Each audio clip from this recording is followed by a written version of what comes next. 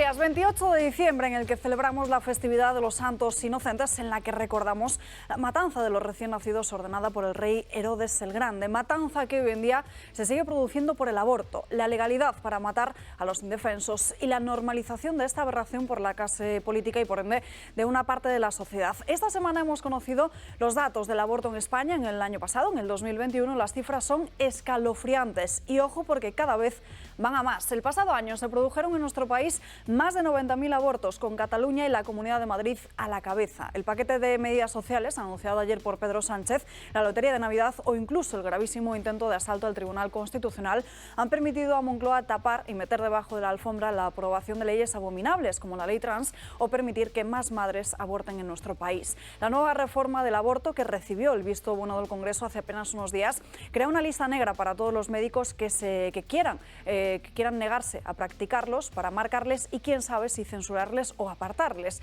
Se elimina cualquier tipo de apoyo a los grupos que luchan por defender la vida frente a los que atentan contra ella y consagra la edad de los 16 años como la que se puede abortar sea como sea, sin el permiso de los padres ni su consentimiento. El periodo de reflexión y la escasa información que ya se daba a las mujeres para poder decidir también se elimina de un plumazo, porque saben que en esos días que se puede apostar por seguir adelante con la vida antes de someterse a un aborto. Hoy, 28 de diciembre, pedimos que todos esos profesionales sanitarios callados, que tendrán una mordaza todavía mayor en apenas unas semanas, levanten la voz para que despierten las conciencias adormecidas, para defender a los inocentes, en definitiva, para defender la vida.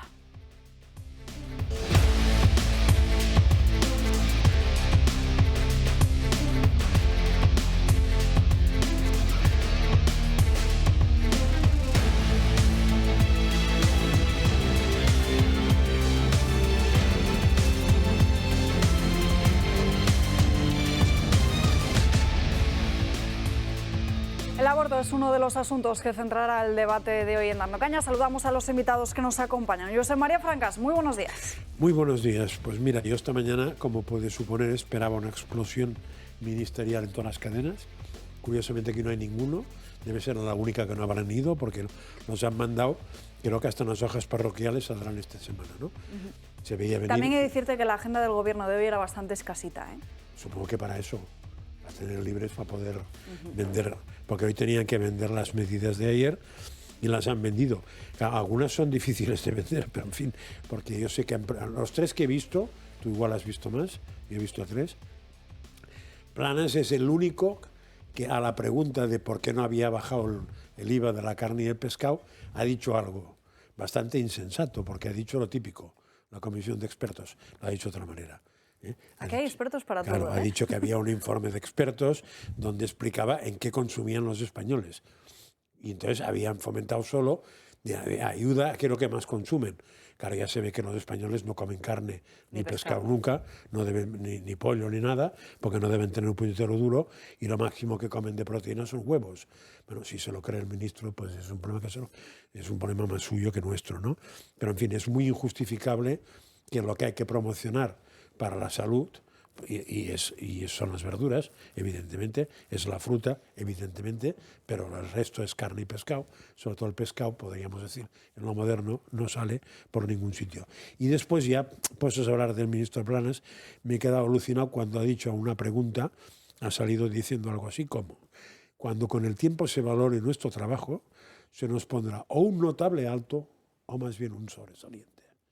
Bueno, entonces yo me he quedado alucinado, porque de este hombre, incluso Enrique Cabret me había exalzado sus virtudes, que eran conocimiento de algo.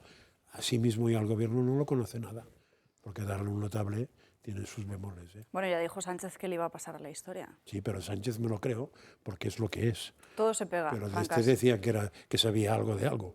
En fin, ¿no? Víctor González, muy buenos días. Muy buenos días. Pues mira, yo quiero destacar hoy el jueves de la semana pasada, cuando se aprobó la ley que reconoce, que dice que el aborto es un derecho humano, por la mañana. Luego vino por la tarde el día de las enmiendas del PSOE para intentar aminorar los delitos de malversación y sedición.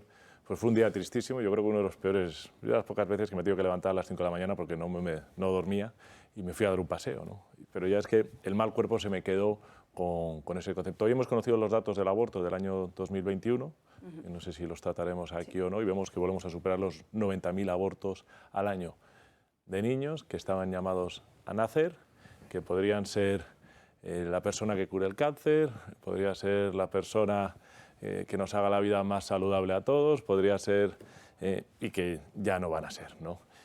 Entonces, a mí eso me sigue produciendo un enorme agotamiento cada vez que lo pienso, porque no me cabe en la cabeza que a día de hoy, que se sabe que el niño que está en el vientre de su madre, cuando lo van a cuartizar, cuando lo queman, cuando lo envenenan, matarlo, sufre, se le produce estrés. Y si eso ya se sabe, si hay vídeos que lo han demostrado, sigamos en esta ronda, en esta etapa de la civilización asesina, y que yo creo que de ahí vienen todos los demás problemas que tenemos en nuestra sociedad. Y un día como hoy, pues es lo que quiero recordar, ¿no? Yo creo que el problema de esos niños que no han nacido, pues es algo que está sobre nuestras conciencias, y que todos no hacemos lo suficiente para intentar que esta civilización, que esta cultura que se ha convertido de la muerte se convierta en una cultura de la vida, de la esperanza y de la defensa de la belleza. Antonio Alonso Timón, que esta semana se ha pasado a las mañanas. Buenos días. Muy buenos días, Alba. Sí, la verdad es que normalmente no, encantado de estar aquí en tu programa, que hacía tiempo que no venía porque mis obligaciones profesionales, pues no. Pero bueno, como esta semana los profesores estamos de vacaciones porque dan vacaciones a los alumnos, no a los profesores, pero bueno, aquí encantado de estar con vosotros y nada, de comentar la actualidad que viene cargada de noticias, sobre todo después de la rueda de prensa que dio ayer el presidente del Gobierno, en el que él no se puso a sí mismo, como dice Francás, el ministro. Yo creo que la nota que se pone a sí mismo Pedro Sánchez es más de un notable alto, un sobresaliente. Yo creo que aspiraba a matrícula. Seguro. Ayer en la rueda de prensa que dio, que es una rueda de prensa que es otro insulto a la inteligencia y a la paciencia de los españoles, porque las medidas que adoptó son unas medidas que ya nos indican que Pedro Sánchez está en campaña electoral, unas medidas que tienen casi todas ellas alguna trampa o algún truco, y que yo creo que no van a ser medidas eficaces para solucionar los problemas que tienen los españoles. Medidas que además vienen, yo creo, se adoptan de manera tardía. Por ejemplo, la bajada del IVA de los alimentos de primera necesidad a mí no me parece mal, me parece que es razonable, pero si se hubiese adoptado antes de Navidades, con el gasto que afrontan las familias estas Navidades, hubiese sido, probablemente lo hubiese notado más el bolsillo de los españoles. En cualquier caso, creo que el principal culpable de la situación económica, hay otra cosa que no se dice y a la que no aludió Pedro Sánchez, las variables macroeconómicas. Es verdad que las micros de las familias están mal, pero fundamentalmente las variables macroeconómicas de este país no hay quien las resista. O sea, el nivel de deuda pública que estamos asumiendo es difícilmente revertible. El próximo presidente del Gobierno, yo espero que no sea Pedro Sánchez el año que viene, va a tener una situación harto complicada con las finanzas públicas. A todo esto hay que decir que este Gobierno, lo que fundamentalmente estamos pagando impuestos para que este Gobierno nos arruine. Es así de claro y de directo, porque no se están adoptando las medidas económicas, una muy fundamental, que es el ahorro público, y lejos de ahorrar, lo que está haciendo este Gobierno es despilfarrar dinero a diestro y siniestro sin que haya medidas que sean eficaces. Bueno, son cuestiones que yo creo que abordaremos a lo largo de la mañana, pero repito, insisto, las ruedas de prensa del señor Sánchez, del actual presidente del Gobierno, cada vez son más surrealistas. Bueno, hablaremos de todos los asuntos que han salido en estas primeras intervenciones, pero antes, una noticia que nos ha llamado mucho la atención y que llega directamente desde Barcelona. La publica el diario El Periódico, sobre cómo siempre los agentes tienen que retirar la figura del niño Jesús y resguardarla por la noche en la comisaría para evitar que alguien robe o vandalice la figura, como ya ha pasado en otras ocasiones. Y además, no solo ocurre aquí, en Barberá del Vallès, sino que también tienen que hacerlo en otros municipios colindantes. Llama bastante la atención que tengan que coger a la figura del niño Jesús y protegerla, porque al final, bueno, esto lo que pone de manifiesto es, por un lado, la inseguridad que se vive en las calles de Cataluña y los ataques constantes a la Navidad. Bueno, pues fíjate qué imagen más bonita, ¿no? A un policía municipal, no sé si es un policía o un mozo, protegiendo al niño Jesús. Yo creo que parece que un Belén moderno, ¿no? Que el niño Jesús, que ha venido aquí con lo que significa a traernos amor, paz, comprensión hacia el otro, tenga que ser protegido en las calles de España, pues mira, habla un poco de dónde está la sociedad, muy especialmente en Cataluña, ¿no? Donde la criminología se está disparando, donde los indicios, Ignacio lo comenta, ¿no? Nuestro portavoz en la Generalitat y nuestro secretario general lo está comentando constantemente, lo hizo este lunes, y ahí están las cifras, y eso nos lleva, pues una vez más, a que los más débiles o sean matados en el vientre de su madre, o los niños Jesús, que es una celebración familiar de fiesta, pues tenga que ser escoltado y protegido por las noches para que algún vandálico no lo destruya. Pero bueno, la fotografía del niño me ha parecido muy bonita. Francas. Hombre, yo muy rápido yo añadiría que me parece una gran noticia que la Guardia Urbana de algunos ayuntamientos hagan eso, porque en otras condiciones no lo hubieran hecho, y dos, lo que manifieste eso, que la existencia del demonio sigue siendo un dogma de fe y una realidad.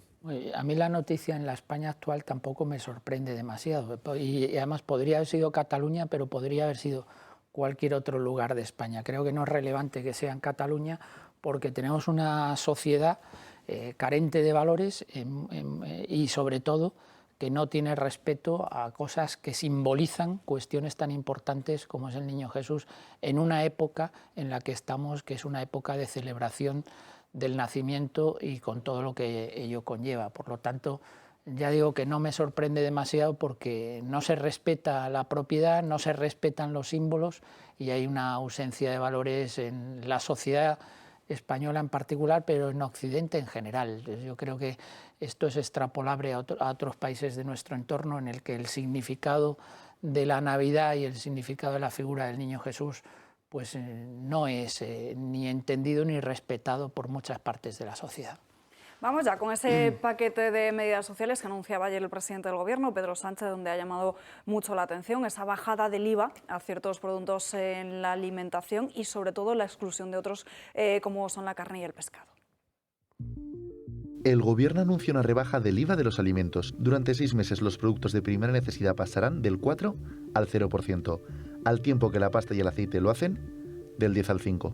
En resumen, creo que esta es la respuesta de un gobierno de coalición progresista que contiene medidas progresistas. Y sin duda estas medidas serían muy diferentes de las que haría un hipotético gobierno de la derecha con la ultraderecha. Sánchez hace suya la rebaja, a pesar de que PP y Vox se la han sugerido varias veces en los últimos meses. Una medida tomada cuando ya casi están sin ideas y apenas tienen otras opciones, porque hace solamente una semana no eran partidarios de propuestas de alivio fiscal. La propuesta del Partido Popular, que consiste en bajar el IVA de los productos alimenticios, no nos sirve. No sirven las medidas de la derecha porque no se recaudan los suficientes impuestos, es decir, no se llenan las arcas públicas. En los últimos 4 meses el gobierno ha conseguido recaudar 300 millones de euros más y ahora reduce el IVA solo en los alimentos que les interesa. Productos como el pan, harina, queso o legumbres, entre otros, quedarán exentos de impuestos solo durante los próximos 6 meses, cuando suponen apenas un 24% de la compra. El aceite y la pasta, con un 7% del gasto, pasarán del 10 al 5%, que se traduce en apenas un ahorro de unos 87 céntimos al mes. Sin embargo, el 70% del gasto de la cesta del supermercado se centra en la carne y el pescado, productos que quedan excluidos de esta rebaja del IVA.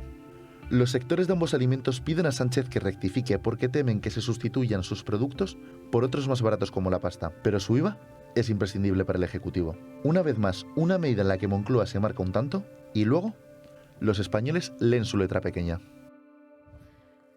Y en el Partido Popular, Alberto Núñez Feijóo ha estado esta madrugada en Mercamadrid y desde allí ha reconocido que esta bajada del IVA debería haberse producido antes de las fechas navideñas y pide que se emplee también a la carne y al pescado. Aceptamos y valoramos que se copien las propuestas que hemos traído hasta la fecha, pero pedimos que se completen con algo lleno de sentido común, que el IVA de los alimentos, la bajada afecte al pescado, a la carne y a la conserva, y también que la bajada del precio del combustible afecte a las clases medias y a las clases bajas. Solo así podremos seguir enfrentando una de las cestas de la compra más caras de la Unión Europea, que es la española, y solo así podremos ir parcheando las tensiones inflacionistas de la economía española. Para hacer frente a esta subida de los alimentos, tal y como cuenta nuestro medio de referencia Rebelión en la Granja, también el presidente del Gobierno anunció ayer un cheque de 200 euros que se va a recibir como un pago único. No será percibido por las familias de forma mensual, sino anual, de tal manera que así cada hogar recibirá al mes 16,60 euros. Además, se cuenta como familia y no como número de personas que forman cada familia. No podrán tener esa unidad familiar unos ingresos de más de 27.000 euros. El patrimonio del hogar no podrá superar los 75 y además los perceptores no podrán estar recibiendo ni una pensión ni el ingreso mínimo vital. O sea, bastante poca gente, pero bueno. Eso es. Pero me quedo alucinado por la información que hemos dado de que el 78% del consumo era carne y pescado, porque eso quiere decir o que los expertos del gobierno la han engañado o que el ministro me ha engañado a mí. En ambos casos tenemos un problema de credibilidad. Ya lo tenía. O que ya han sucedido las dos cosas. Exactamente. Yo este problema ya lo tenía, pero pensé que alguien se salvaba. Pues el señor Planas seguramente no es ningún mentiroso, pero ha dicho una mentira gorda esta mañana. Muy gorda. Ya lo siento por él. Al parecer todo radica en una petición de Podemos, que de hecho este 2022 claro, es que hemos Podemos visto odia cómo la carne, sí. ha lanzado ese ataque a la carne. Sí, excepto cuando la comen ellos. Eso es. Bueno, yo suelo decir que nosotros la rebaja del IVA de los alimentos la pedimos hace un año, que nos dijeron que no era posible, que primero que la Unión Europea no lo permitía, recordarlo, ahí están las hemerotecas. La excusa de la Unión Europea es después que no bastante salían los números, que es la segunda, cuando les dijimos que es que eso ya lo había hecho Polonia, que Polonia lo estaba haciendo de una manera efectiva y yo creo que muy bueno, dado la pérdida de poder adquisitivo que se produce por la inflación y luego la pérdida de renta disponible que se produce por el ataque fiscal que estamos sufriendo por parte de este gobierno, ¿no? Y nos dio en esas dos respuestas y ahora sale el gobierno un año después diciendo estas cosas. Pero además es que podemos mirar la hemeroteca, ¿no? Las declaraciones de Santiago Abascal, las medidas para combatir la crisis de Ucrania, que la crisis económica que nos estaba produciendo la guerra de Ucrania del mes de abril. Bueno, ahí tenemos toda una retahíla que hemos ido presentando y ahora sale Sánchez.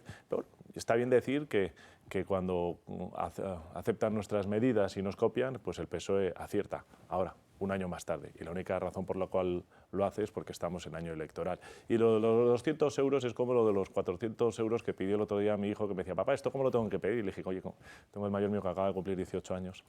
El 26, y me decía que iba a pedir el cheque este de 400 euros. Digo, como pidas el cheque de 400 euros, te vas a dormir con tu abuela. Bueno, en casa eso es un disparate, es una medida... Son las misiones, que es como llamaban Chávez en Caracas, a esos sitios donde iban, te daban tus kilos de arroz, tu pollo, y es para comprar el voto, no tiene otro objetivo. Y a mí me parece que es gravísimo que entremos en esta subvención, ¿no?, de la economía, que no hace nada, porque a 200 euros a nadie le saca de pobre ni a nadie le saca de rico al año. A nadie. Si le estás quitando además los 20 céntimos de la subvención de la gasolina, pues lo comido por lo servido, ¿no? Pero bueno, bastante menos, ¿eh? Bastante menos, sí. Pero realmente las ruedas de prensa de este hombre, como decía, cada vez son más rocambolescas y yo no quiero dejar pasar una cosa que es muy importante y que siempre dice, que son medidas progresistas y que este es un gobierno progresista. Hombre, vamos a ver, este tipo de medidas progresistas y estos gobiernos progresistas, yo quiero que hagamos un análisis de todos estos gobiernos progresistas, quién ha progresado y cuál es la efectividad de estos gobiernos progresistas, no solo en España, sino en cualquier país del mundo.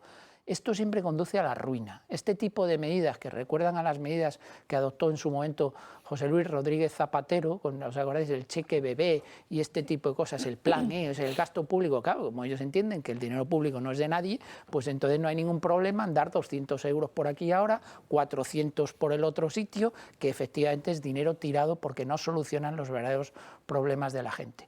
No se conoce en ningún estado que esos gobiernos que se autodenominan progresistas hayan hecho progresar a la población. Yo el único progreso que conozco es el de los ministros y de las personas allegadas a los ministros. Matrimonios, parejas de los ministros, amigos de los ministros, etcétera, etcétera, por no decir ya familiares del presidente del gobierno. Es decir, ¿vamos a acabar ya con esta monserga del progresismo? Aquí no progresa absolutamente nadie. Con estas medidas y con estos gobiernos que se autodenominan progresistas, se va a la ruina en todos los casos. Eso en primer lugar. En segundo lugar, las medidas que estamos adoptando. Esto supone una nueva enmienda al gobierno. El gobierno siempre actúa con improvisación y de manera tardía. Efectivamente, había otros partidos políticos, no solo Vox, también hay que citar que el Partido Popular lo había pedido, pero también Vox había pedido que estas medidas se adoptasen, pero que se adoptasen efectivamente un año antes. Yo en mi intervención anterior decía que estas medidas ya llegan tarde. Llegan tarde porque la cesta de la compra se ha encarecido de manera brutal y probablemente sean medidas que hubiesen tenido mucha más eficacia y eficiencia hace unos meses que ahora mismo. Pero este hombre se enmienda a sí mismo constantemente. Es una enmienda a la totalidad en sí mismo.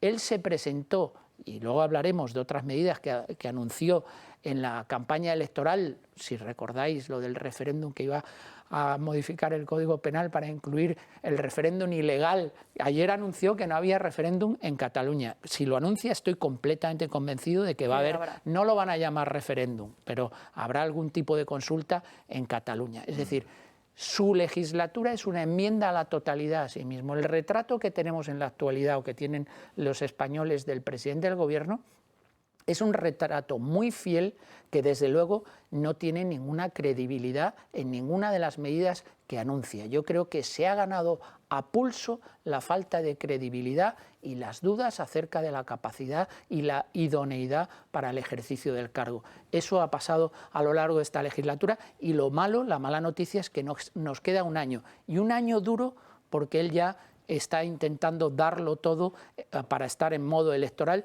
y eso lo que va a suponer es que va a incrementar notabilísimamente más todavía el gasto público, las medidas, y nos va a seguir arruinando como lleva haciendo en los últimos 4 años. Es muy interesante ver las variables macroeconómicas desde que Sánchez llegó al poder y en la actualidad, y cómo va a acabar. Y a mí me hace mucha gracia que todo esto sea posible cuando en el ámbito privado exigimos mucho compliance a las empresas. Si tú esto lo haces en una empresa, estás en la cárcel.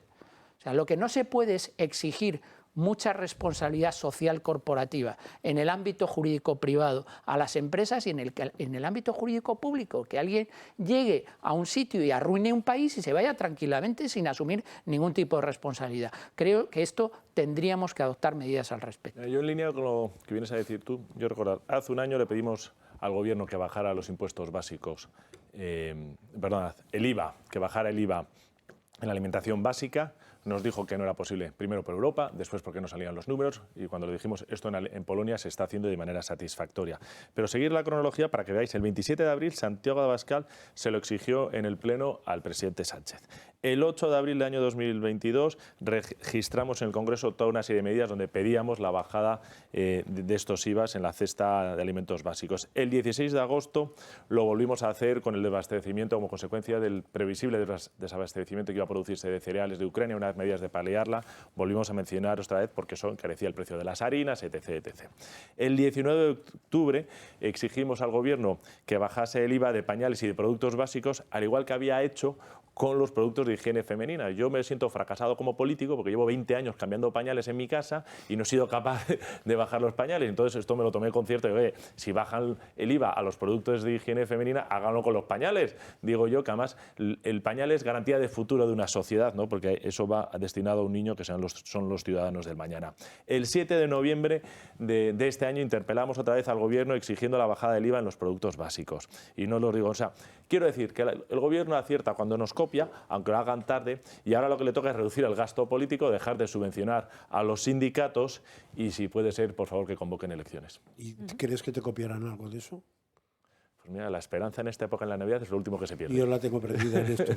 Se incorpora a nuestra mesa Antonio González Terol. Muy buenos días. Muy buenas, Alba. Pues siento, como siempre, llegar un poquito tarde. Pero llegas de Alcorcón. Pero vengo de Alcorcón. Vengo de ahí, de Parque Lisboa, de estar recorriendo las calles y de ver cómo el Gobierno socialista ahora dice que es que ha bajado la deuda municipal. Han logrado bajar la deuda municipal y uno revisa los datos y dice, pero si deben 158 millones de euros estos almas de cántaro y tienen un presupuesto de 184. Bueno, después de arruinar al ayuntamiento ahora presumen de decir que es que están devolviendo la deuda. Hombre, hasta ahí podríamos llegar, es una obligación legal devolver la deuda. Lo que pasa es que lo que no debieron crear nunca es la deuda que han generado, como la deuda que nos deja Pedro Sánchez a costa de hacer un presupuesto en el que ha regalado todo a todo el mundo. Y ahora además nos roba a la oposición las ideas que les proponemos encima de la mesa, que son muy malas cuando las proponemos nosotros, y 6 meses después de tapadillo las acepta, las vende como nuevas, como se le ha ocurrido, y aparece como salvador de la patria. Impuesto a la generación eléctrica, le dijimos, bájelo. Traidores a España, es imposible, lo bajaron. El IVA a la luz, traidores a España, Feijóo es malo, todos los ministros paseándose por agosto diciendo que era una barbaridad, bajada del IVA a la luz. El IVA al gas, es absurdo, es imposible, los españoles no se merecen una oposición traidora como la que tienen con Vox, PP y Ciudadanos. Bueno, pues la han bajado. IVA a los productos de consumo básico, igual, era imposible, no es el momento. Oigan, yo no sé qué momento es para bajar los impuestos posible cuando tienes una recaudación récord en las cuentas del Estado, entre otras cosas por la inflación, no por su buena gestión, todo se ha dicho. Pues oiga, al final lo acepta y lo venden como posible. ¿Seguimos luchando por los pañales? Pues habrá que seguir luchando por los pañales, porque lo dice muy bien Víctor y es verdad que lo dice con gracia, y es cierto, tenemos que tener, que a mí me parece muy bien, que las compresas, que los Tampax tengan un IVA súper reducido, que se suprima. Pero a lo mejor los pañales, por esto de que vamos hacia una curva de población que es una pirámide invertida prácticamente, que a lo mejor si queremos hablar de la conciliación, ponemos 16 modelos de familia encima de la mesa, con que se acuerden del modelo de familia que genera hijos al mundo, pues a lo mejor tampoco está mal, ¿no? Y una de esas ayudas, no pequeña, sobre todo para los padres que, como Víctor, como yo, tenemos unos cuantos hijos, pues a lo mejor tener que comprar pañales en tamaño industrial, pues hombre, una ayudita en la bajada del IVA como que ayuda y anima, no a tener más hijos, que yo creo que eso nos anima a nuestra propia estructura social y nuestras familias y la felicidad de nuestras familias, sino el tener un cierto apoyo económico que las administraciones, por desgracia, muchas veces no lo dan. Bienvenido sea, pero vamos a lo mismo, llegan tarde, llegan mal y, por cierto, después de haberse trufado a insultos al conjunto de la oposición. Y a Feijóo, como es al que ven con posibilidades de que les robe por fin el sillón, no robar, les gane en unas elecciones, si tienen la vergüenza de convocarlas, en unas elecciones, las elecciones generales, pues se dedican a insultarle. Bienvenidos sean los insultos y al final conseguimos el objetivo final, que es que se bajen los impuestos y que dejen de insultar a aquellos que tenemos en el ADN aquello de que hay que bajar impuestos, ¿no? De todas formas, como decía Francas antes, hay que analizar las medidas y como ha hecho este gobierno habitualmente no suele acertar a la primera y no es descartable que en los próximos días tenga que rectificar la lista de alimentos que baja el IVA, porque efectivamente al no incluirle el pescado, al no incluir la carne, es que directamente en justamente los alimentos que más influencia y que más caros están, o algunos que han subido, pues probablemente tengan que rectificar, porque lo llevan haciendo durante toda la legislatura. La primera sacan una medida, como la tienen mal planteada, pues evidentemente luego tienen que de segundas intentar volver a rehacer la acción de gobierno que han adoptado. Pero yo sigo insistiendo en que estamos en una situación muy complicada desde el punto de vista económico, luego ya entraremos en la vertiente política, pero desde el punto de vista económico me parece increíble que un gobierno que ha gastado el dinero de todos los españoles en esta legislatura y que ha incrementado el nivel de deuda en los porcentajes que lo ha incrementado, se vaya de rositas. Y esto puedo decirlo por otros países en los que ha sucedido, incluso algún gobierno y algún dirigente ha tenido algún problema penal en algún sitio por el gasto público en el que ha incurrido. Me parece tremendo que se sea tan exigente con el ámbito privado como se ha sido en los últimos años con el denominado compliance y que no haya ningún compliance público. O sea, que aquí todo el mundo pueda gastar como si no hubiese mañana para intentar crear una red cautiva de votos y que no pase absolutamente nada, que se vayan de rositas. Pero bueno, fíjate... pasará, perdón, Víctor, pasará, porque en algún momento Bruselas levantará la mano. Ya, pero no a ellos. Pero no a ellos, claro, nos pasará a los españoles. Yo, fíjate que sabéis que soy profundamente europeísta, lo he dicho muchas veces aquí, pero yo hay cosas que no entiendo. La presidenta de la Comisión Europea, al club. Por mucho menos a Hungría y a Polonia les han puesto en duda la recepción de fondos europeos por lo que hicieron con la justicia. Por mucho menos. Está mal. Pero lo que está intentando Sánchez reiteradamente no es para un apercibimiento, es para una carta de emplazamiento que se llama para comunicar a España que suspende la concesión de fondos europeos, porque es que no hay un precedente. Ni en Polonia ni en Hungría ha pasado algo tan grave como lo que está ocurriendo en España. Y hay un comportamiento, desde mi punto de vista, completamente asimétrico. Si malos son los gobiernos de derechas, tendrá que hacer un análisis la Comisión Europea sobre qué está ocurriendo con un gobierno comunista y socialista insisto, comunista, como el que tenemos único en de España, Europa. que además es el que está llevando el juego adelante del control de las instituciones y los órganos de contrapeso del poder, como pueda ser el Consejo de Estado, el Tribunal Constitucional, Televisión Española, el CIS, etcétera. Órganos consultivos u órganos ejecutivos, que están siendo controlados sistemáticamente ahora el Tribunal Constitucional, como antes el Tribunal de Cuentas, a veces en pactos con mi partido y otras veces sin pacto de ningún tipo, que Como han el Tribunal decidido de Cuentas. levantar y asaltar. Bueno, yo voy a lo mismo. Ahora hay una nueva etapa y en la nueva etapa nosotros queremos una despolitización de la justicia. Alineó con lo que decía el comisario de Justicia hasta hace bien poco. ¿Dónde está el comisario de Justicia de la Unión Europea? Víctor. Sí, pues fíjate, yo que soy español y euroexigente, me preocupa todo lo que tú has dicho. Yo creo que el comparativo no se sostiene y uno se hace pensar, es decir, ¿qué pasa? ¿Por dónde llegan las garras de la Internacional Socialista en Bruselas para que esto se esté permitiendo, ¿no? Y especialmente en las últimas dos semanas. Por una no socialista, en teoría. Sí, pero a lo mejor está haciendo méritos para... Ya, que es curioso, ¿eh? A lo mejor está haciendo méritos para prevalecer. Bueno, nosotros tenemos que seguir la línea. Hemos puesto las bases, como hicimos en Cataluña, para dar la batalla judicial, si podemos, pero a mí me preocupa enormemente que esto cada vez, los pasos que va dando Sánchez, se parece más a lo que hizo Chávez a finales de los 90. Y a principios de los 2000, cuando asaltó el Poder Judicial y fue colocando a sus magistrados, y fue el principio del fin de una economía que era un punto de atracción, de una tierra de provisión para todas las naciones de alrededor, ¿no? Que era Venezuela. La batalla hay que estar dándola. En cuanto a la recaudación fiscal, es increíble. O sea, en el año 2021 hemos recaudado 21.000 millones más que en el año 2020. Y este tenemos más año deuda. vamos por 30.000 millones más de recaudación.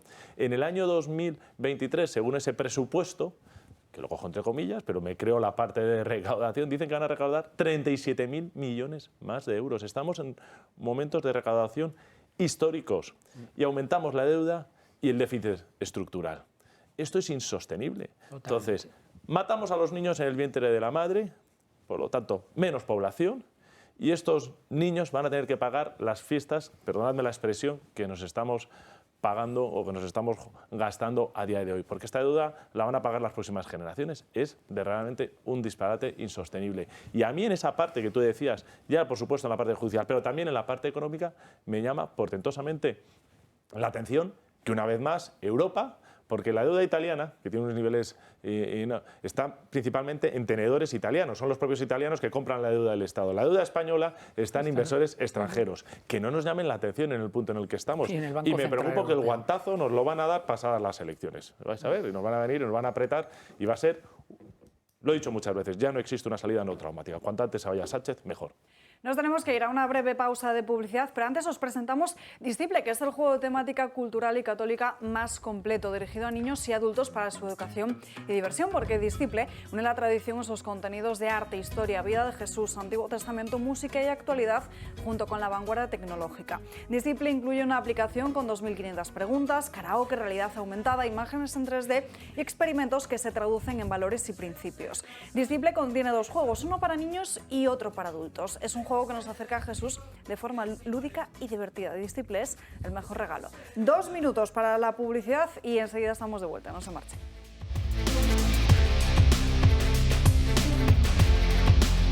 Ya estamos de vuelta en Dando Caña, pasan 7 minutos de las 12:30. Antes de marcharnos a la publicidad hablábamos de la situación en la que viven muchas familias y a las que les cuesta llegar a final de mes. Y a partir del 1 de enero, ojo los autónomos, porque como ya saben, entra un nuevo sistema de cotización. Borja García, cuéntanos cuáles son esos detalles que cambian a partir del 1 de enero. A pesar de haber batido todos los récords de recaudación, parece que el gobierno de Sánchez no tiene suficiente y en 2023 exprimirá todavía más a uno de los colectivos más castigados fiscalmente. Hablamos de los autónomos. Actualmente los trabajadores autónomos pueden escoger libremente su base de cotización entre un mínimo de 294 euros mensuales y un máximo de 1.266. Esta situación dará un giro radical para 2023. Así los trabajadores autónomos pasarán van a pagar a través de un sistema de 15 tramos, que se irá implementando de manera gradual durante los próximos 3 años. Como podemos ver en la tabla, solo se verán beneficiados aquellos trabajadores con unos ingresos por debajo de 1.300 euros. Sin embargo, observamos que aquellos trabajadores que ingresen entre 1.166 y 1.300 euros mensuales ahorrarán el equivalente a 2 cafés al mes con el nuevo sistema. Los que ganen entre 1.300 y 1.700 euros se quedarán exactamente igual. Y a partir de aquí todos pasarán a pagar más, llegando casi a duplicar la cuota actual en los últimos tramos. Pero la cosa no queda aquí, porque además de la cuota habría que sumar el 15% de retención del IRPF en todos los tramos. Es decir, que una persona que ingresa unos 4.900 euros pagaría 850 euros de IVA, 607 de IRPF y se le quedaría una cuota de autónomos de 420 euros mensuales, lo que dejaría un beneficio de apenas 3.000 euros. ¿Y cómo se determinará en cuál de los 15 tramos nos encontramos? Pues bien, el sistema obligará a los autónomos a elaborar una previsión de ingresos y en base a esa previsión pagarán una tarifa o la otra. Esta previsión se podrá cambiar cada 2 meses. Finalmente, al cabo de un año, la Seguridad Social examinará las cotizaciones realizadas y verá si se ha cotizado de más o si se ha cotizado de menos. ¿Qué os parece? Me parece casi impensable que la Seguridad Social sea capaz de calcular todo esto. Con la cantidad de desastres que ha ocurrido en la Seguridad Social en los últimos años, que sea capaz de cada 2 meses le cambien, reestructure y yo no me lo creo, pero bueno, pero eso es la opción. A ver, era evidente que el sistema de cotización en España era un desastre. Y era evidente que muchos países tienen un sistema que es proporcional a los ingresos. Lo que pasa es que ahí siempre tienes un problema. Cuando pones saltos, cuando pones niveles, pues puedes pasar a la injusticia directamente porque con 1 euro más haces pagar mucho más, con lo cual eso, yo no sé quién ha pensado eso, pero el que ha pensado eso, bachillerato, no lo hizo bien, porque había una asignatura que se llamaba filosofía, que te explicaban que la diferencia cuantitativa y la cualitativa era distinta. La cuantitativa no cambiaba la esencia, pero la cualitativa sí. Es decir, una mesa es mesa, sea grande o pequeña. Una silla es silla, sea grande o pequeña. Pero una silla no es una mesa, por mucho que tengan el mismo tamaño. Entonces, esto no lo han pillado. Y claro, el que no ha hecho el bachillerato ahora se ha equivocado y lo ha liado. Yo creo que el destinatario de los frutos de su trabajo es el trabajador, que con su trabajo, con su esfuerzo, con su talento y con la formación que ha adquirido, pues se gana la vida como puede.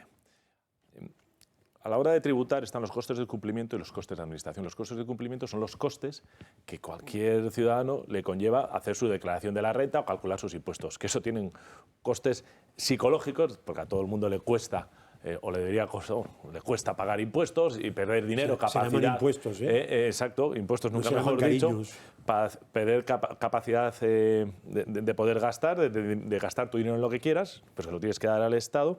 Y luego están los costes reales de ponerte. Cuando complicas tanto el proceso, que metes 15 o 16, no sé cuántos tramos, lo haces muy complejo para la gente. Y ya no sabes, hacer una previsión a 2 meses y cada 2 meses estar cambiando, cada vez tienes más tiempo a una labor no productiva.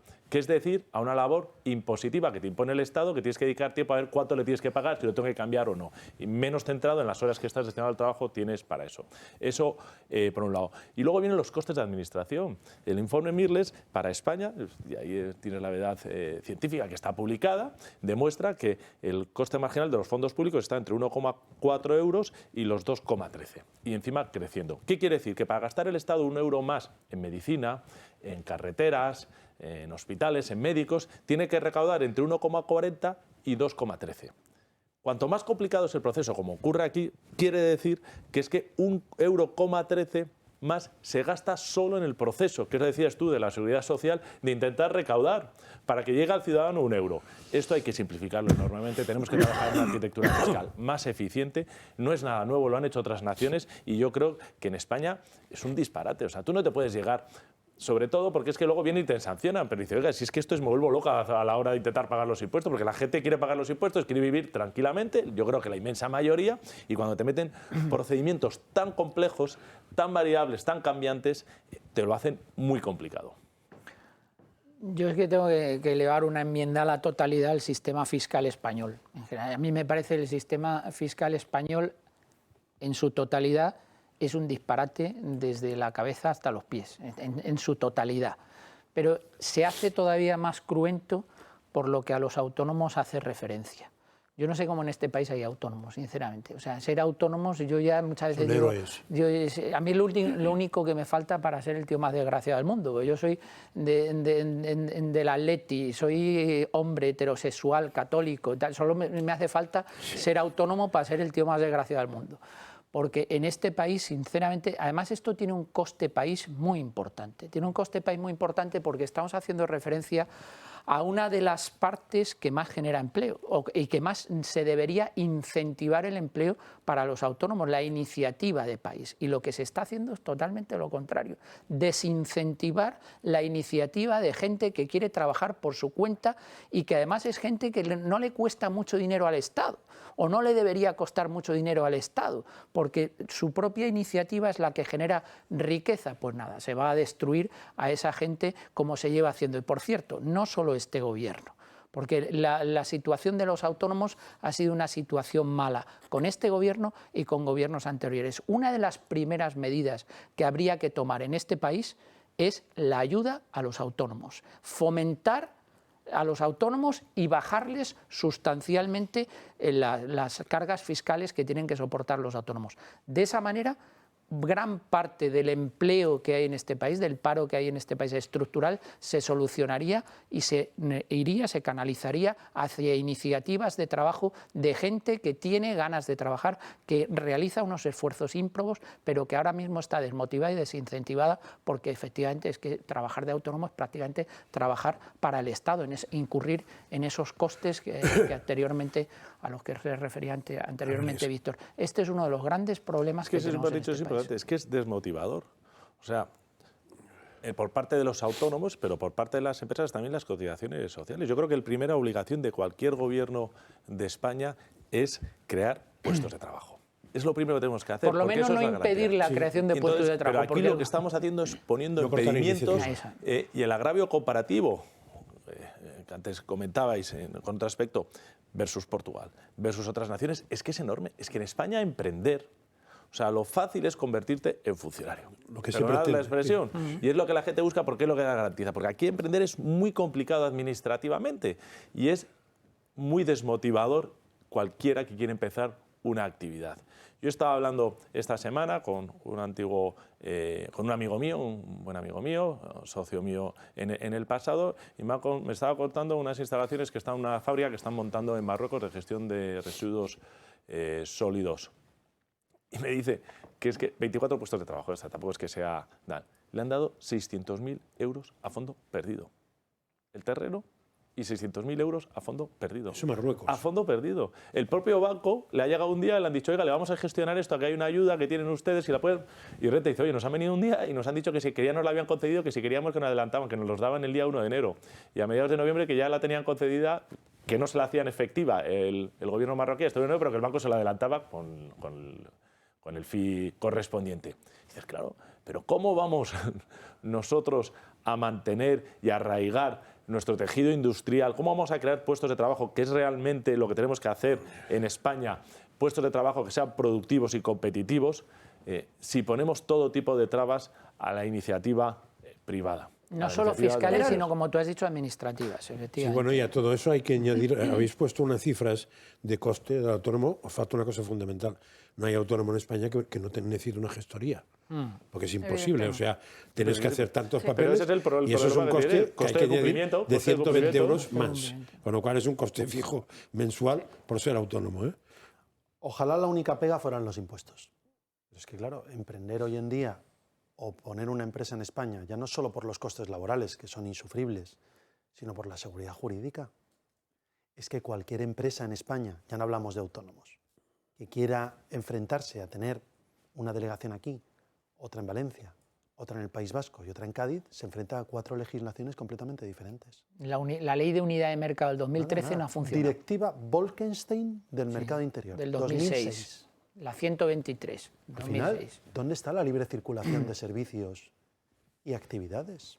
Pues a lo mejor un polaco tiene fácil llegar a España, pero como le diga que de España, de Madrid, se mueva a Valencia, o se mueva a Cádiz, o se mueva a Bilbao, o que vaya a Barcelona, puede tener un carajal impresionante. Con lo cual, primera cosa, y coincido mucho con Víctor. Primera cosa, responsabilidad de un gobierno, crear empleo, o por lo menos ayudar a no destruirlo. Y ahí tiene dos cosas que puede hacer: seguridad jurídica, armonización normativa, reducción de la burocracia, que yo creo que todos los gobiernos de todos los partidos hemos prometido siempre reducción, se reducen plazos, pero sigue siendo imposible una tarea que te entierran en papel para poder poner una empresa en marcha. Por cierto, generación de empleo que no crea el sector público, ahora porque sí que estamos creciendo con la creación de funcionarios, pero entre el 85 y el 90% del empleo que crea España o que creaba España lo han creado las pymes y las micropymes. Por eso es más Esta es grande. la realidad, con lo cual, claro, atacar. Y ahora voy a la segunda parte, que era el comienzo de esta parte del informativo, en los impuestos. Y ahora ataco con nuevos impuestos, IRPF, IVA, y te suben la cuota de autónomos. No es que ha habido acuerdo, pues puede que haya habido acuerdo con mayoritario, pero porque sea el mal menor, pero es un disparate. Es una Lo gran decía Francas con mucho criterio, dice, por €1 te encuentras con que saltas al siguiente escalón y, oiga, por €1 más pago 400 euros más al mes. Pues estáis poniendo ahí una cifra de autónomos, ojalá haya muchos autónomos que ganen 4.900 euros o facturen 4.900 euros al mes. Desgraciadamente no muchos. No, pero la otra, la cifra más baja Claro, sí, pero aunque IRPF, no la facture siempre, que esa es otra. IRPF, IVA, y ahora te suben la cuota de autónomos. ¿Me quiere decir usted en qué está ayudando esto a un autónomo? ¿En qué promueve la creación de empleo? No. Porque Este es el tema, es decir, o sea, estamos atacando la esencia misma de nuestra estructura económica. Oiga, queremos un proceso de reindustrialización, queremos una modernización, ¿vale? Pero hoy la estructura empresarial en España es la que es. Y el que crea empleo es la micropyme. Ojalá fuera la gran empresa, pero no. Por eso No somos laboralmente atractivos para muchas empresas. Oiga, pues me cruzo el estrecho, me voy a Marruecos, me dan 600.000 euros y además las condiciones laborales son muy diferentes, las garantías laborales son muy diferentes, pero los costes laborales también son muy diferentes. O Portugal. Pero fíjate que hay otra cosa que no hemos dicho, que cuando salió la normativa esta que se iba a implantar a partir del año que viene, se dijo una cosa que después no se ha insistido, que es clave. Ahí se ha insinuado. Tú tienes que, diríamos, decidir qué vas a ganar o avisar, hacer la previsión de lo que vas a ganar para saber qué vas a pagar. Pero el que decidas lo que vas a ganar no quiere decir que te lo paguen. Quiere decir que como mucho serás capaz de facturar eso, contando con un autónomo es un señor que busca clientes continuamente, con lo cual los clientes pueden salir o no salir. Te pueden pagar o no te pueden pagar, pero la retención ya te la han clavado. Pero sobre todo la cuota ya te la han clavado en previsión de lo que has dicho tú que ganarías. Si falla, ¿cuándo te devolverán eso? Al año siguiente. Es decir, vuelves a financiar el Estado. Imaginaos un pobre autónomo que no le salen los contratos que tenía previstos, que se le corta algún cliente o que no le pagan otros, que es lo que va a ocurrir cuando hay situación de crisis. ¿Qué puñeta hace este hombre? Se puede encontrar con ingreso cero y que le acaban de meter un peaje, pues todo lo que hemos dicho, pero en vez de los 200 y pico de antes, 280 o 290, claro, yo pensé que era mucho más fácil, y creo que algún país lo pone, un porcentaje sobre la facturación total, como puede ser el IRPF o el IVA. Si yo le cojo a usted, que a cogerte según qué IRPF no está mal, pues un puntito más, decir, pues págueme un puntito, porque eso va para su pensión, porque en teoría todo el tema de los autónomos es para la pensión, que puede llegar o no, y sobre todo también para la sanidad, etcétera. Pero ahí lo estás diciendo tú, mira, este año 108.000 millones de pensiones. 108.000 millones de euros tenemos que pagar en pensiones. Eso es más de lo que recauda el impuesto que más recauda, que históricamente eran 78.000, este año están en torno de los 100.000. Es todo lo que recaudamos por IRPF en España. Solo únicamente destinado a pagar las pensiones, que en el año 2023 van a superar los 110.000 millones.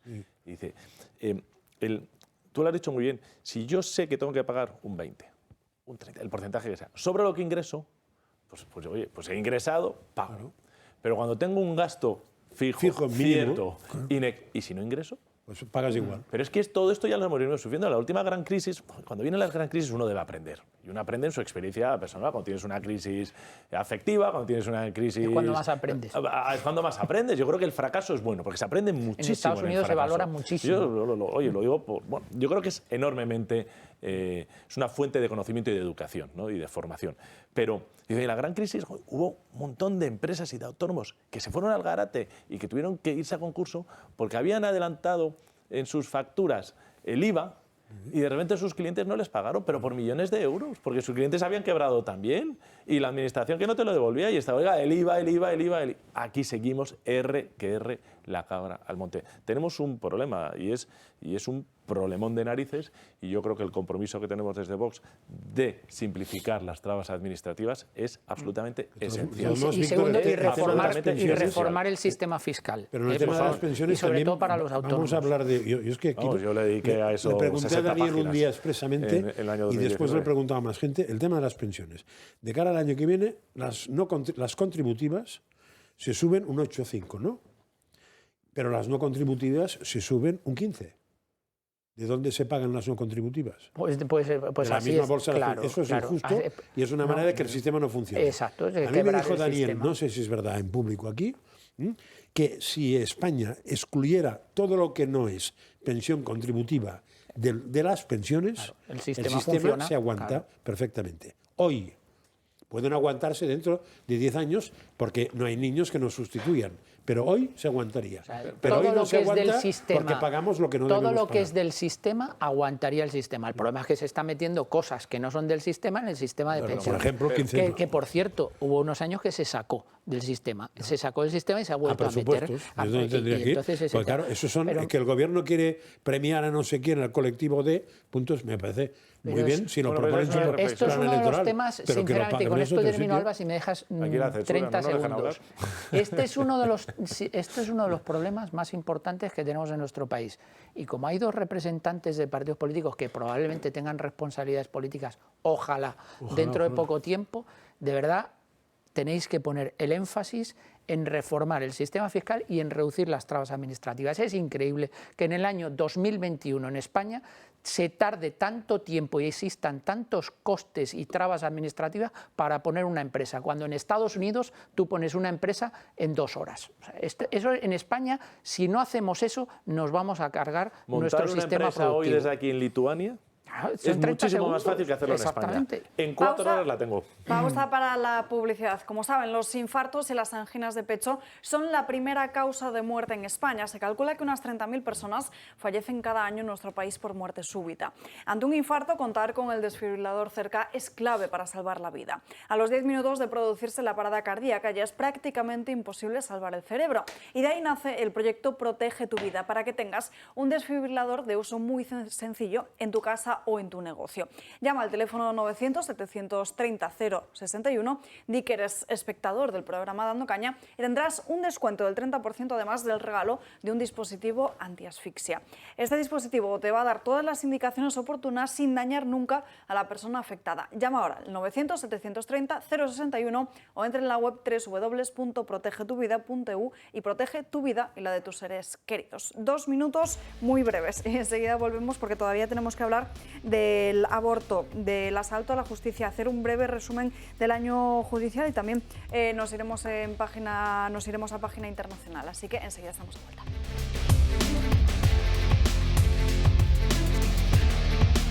Una en punto del mediodía, vamos a seguir Dando Caña y nos centramos ahora en el aborto, porque hoy, como les contábamos al inicio de este programa, es 28 de diciembre, Día de los Santos Inocentes, y además justo en las últimas horas hemos conocido los datos del aborto en España referentes al año 2021. El año pasado se practicaron 90.189 abortos, supone un aumento con respecto, ahí pone 2022, pero en realidad esos 88.269 se refieren al año 2020, es decir, la comparativa un año antes. Por comunidades autónomas, el ranking lo encabezan Cataluña, le sigue la Comunidad de Madrid, ahí lo están viendo, Cataluña con 13,42%, la Comunidad de Madrid con 11,90%, Baleares 11,56% de los abortos que se practican en España, le sigue Asturias, Murcia con un 11,66% y Andalucía un 11,18%.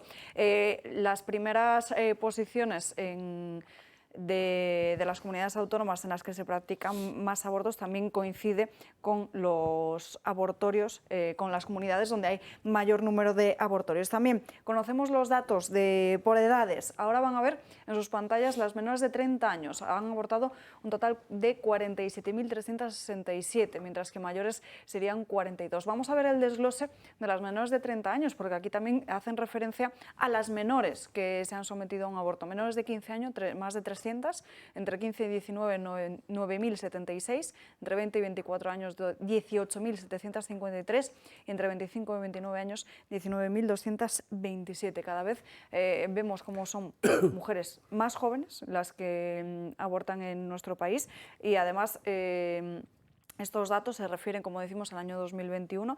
Los del 2022 los conoceremos dentro de unos meses, y además estaremos muy pendientes también de ver cómo los cambios que provoca esta nueva reforma de la ley del aborto, que les contábamos que se aprobó la semana pasada, porque se amplían los casos en los que se puede abortar, como decíamos, menores de 16 años sin ningún tipo de consentimiento, y además con la eliminación de ese periodo de reflexión, si ya las mujeres tenían poca información, ahora menos. A ver, yo tengo la sensación de que en este programa hemos dicho todo, pero claro, no podemos dejar pasar un tema de estos sin decir nada, ¿no?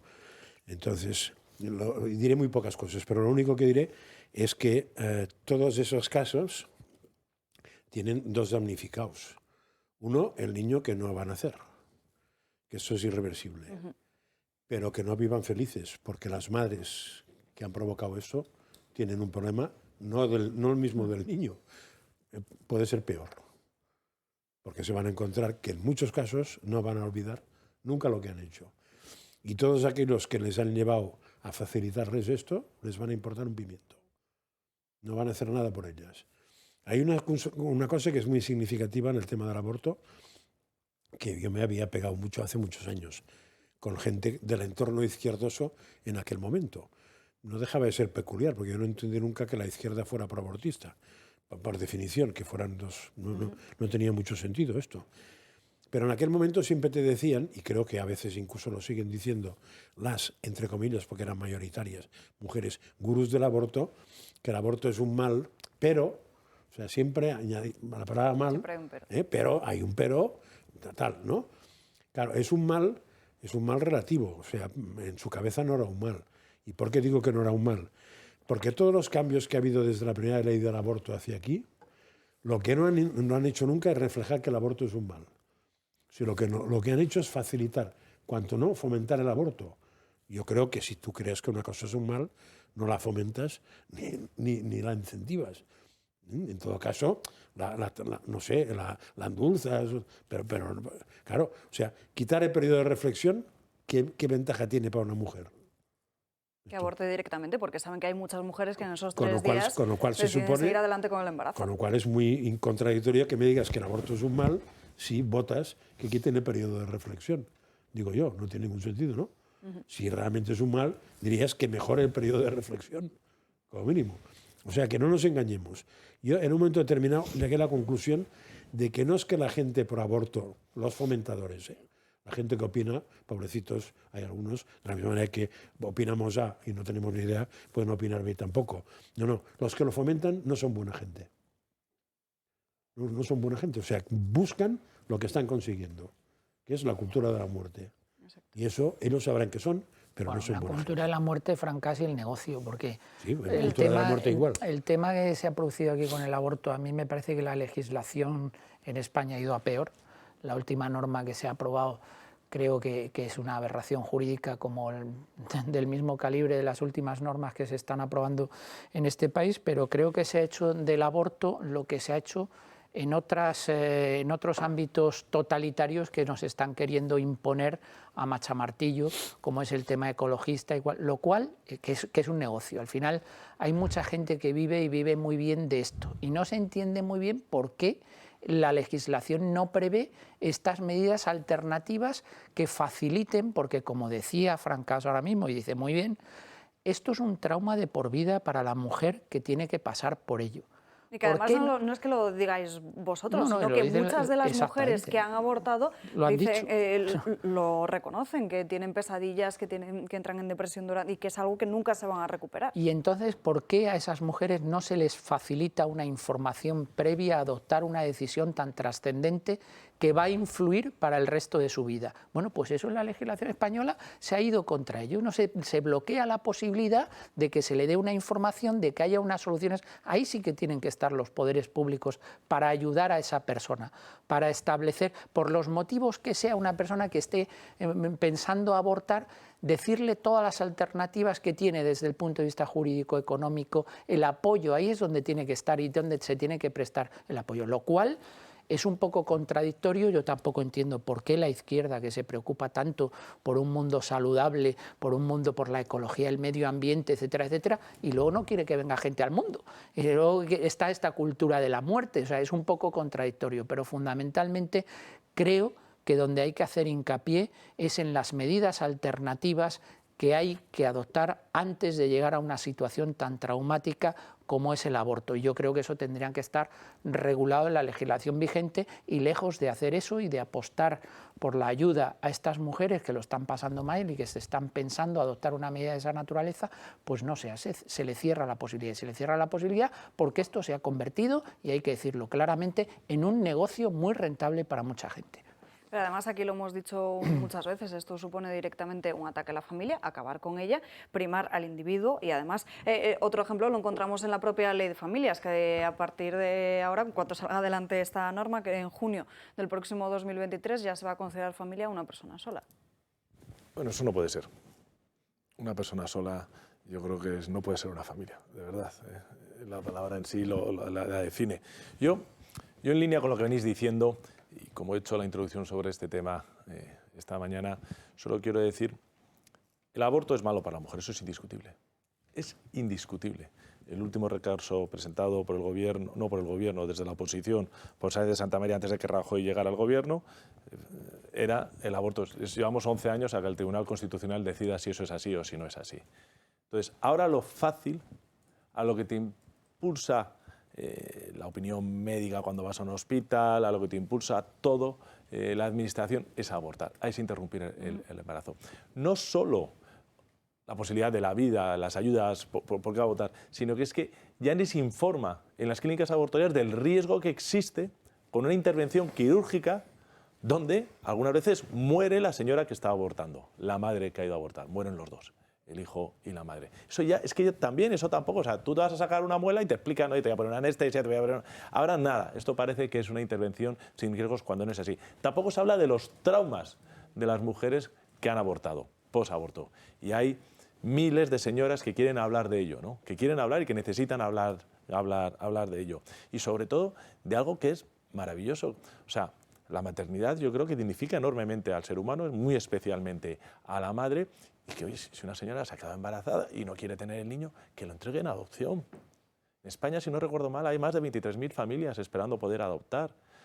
Steve Jobs, Jamie Foxx, Nicole Richie, Bill Clinton, que mucha gente no sabe. Podría sacar un listado enorme de personas que fueron adoptadas porque sus madres no pudieron sacarlos adelante. El otro día leí, mira, Nelson Mandela, que fue lo adoptó un jefe de tribu, por ejemplo, o la actriz española Montse Pla. Son personas que han sido adoptadas y que luego han sido reconocidos profesionales. Podríamos hablar del fundador de Amazon, por ejemplo, Bezos, también. O sea, que han sido adoptadas por las razones que sea. Oye, ese niño, darle la oportunidad de vivir. Yo creo que a mí el de Steve Jobs me gusta mucho porque él sí se molestó en buscar a su madre biológica y saber quién era su madre biológica. La terminó encontrando y dijo que él había sido muy bueno, que había entendido que su madre se había quedado embarazada, no tenía recursos económicos, dio a luz, no abortó, dio a luz y entregó al niño en adopción. Y luego, oye, Apple, ¿cuántos tenéis un teléfono Apple? Gracias a este señor. Lo hubiésemos matado. ¿Qué es lo que estamos haciendo hoy con más de 90.000 niños en el año 2021 en este país? Yo creo que la vida es algo maravilloso, que es garantía de futuro y que lo que tenemos que hacer es convertir esta sociedad de la muerte en una sociedad de la vida y apoyar a esa madre a que tenga el niño, a que esté, por supuesto, informada de lo que está ocurriendo y que nunca sean por cuestiones sociales, cuestiones económicas. por las cuales una mujer se tenga que enfrentar, yo creo que a la durísima decisión de abortar. Y sobre todo lo que no puede ser es un método anticonceptivo, no lo habéis puesto en las estadísticas, pero es que hay señoras cada vez más que han abortado más de 7 veces, 8 y 9, pero ¿cómo puede ser esto? Es inexplicable, ¿no? Se convierte en algo que no debería ser. Y yo creo, a mí me produce una enorme tristeza a la sociedad a que nos ha tocado vivir. Bueno, y yo creo que esto es lo más importante. Todo lo demás, fíjate, has puesto a la primera Cataluña, ¿no? Lo es Cataluña, bueno, donde más problemas de seguridad, donde más problemas, donde más degradada, si quieres, está la convivencia de sus ciudadanos en Cataluña. A lo mejor la raíz del problema... Como más de 10 centros, si no me equivoco, donde se puede abortar. Está en este punto, ¿no? En esto. Esto es el principio de todo. En el tema de las adopciones, ahí los partidos políticos tenéis una gran responsabilidad, porque hoy en día es mucho más fácil que una pareja del mismo sexo, 2 hombres o 2 mujeres, dos mujeres en este caso, discúlpame, pueda quedarse embarazada in vitro acudiendo a la Seguridad Social, lo consiguen así mucho más rápido antes que poder adoptar a un niño. Terol. Bueno, yo, a ver, los datos son preocupantes. Es verdad que las leyes no han ayudado, que el Constitucional, además de renovarse, podía haberse hecho su trabajo en estos 11 años. Seguimos sin saber si es una ley constitucional o no.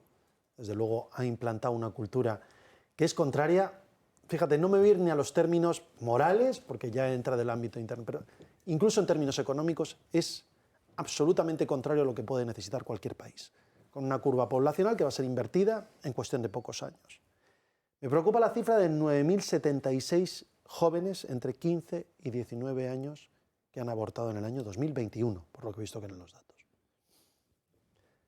¿Qué estamos haciendo mal? Aparte de las leyes que lo posibilitan y lo convierten en un derecho, tenemos que ser críticos los que hemos estado en administraciones públicas. Es decir, ¿hay una alternativa para estos jóvenes? ¿Les damos vivienda? ¿Les damos recursos?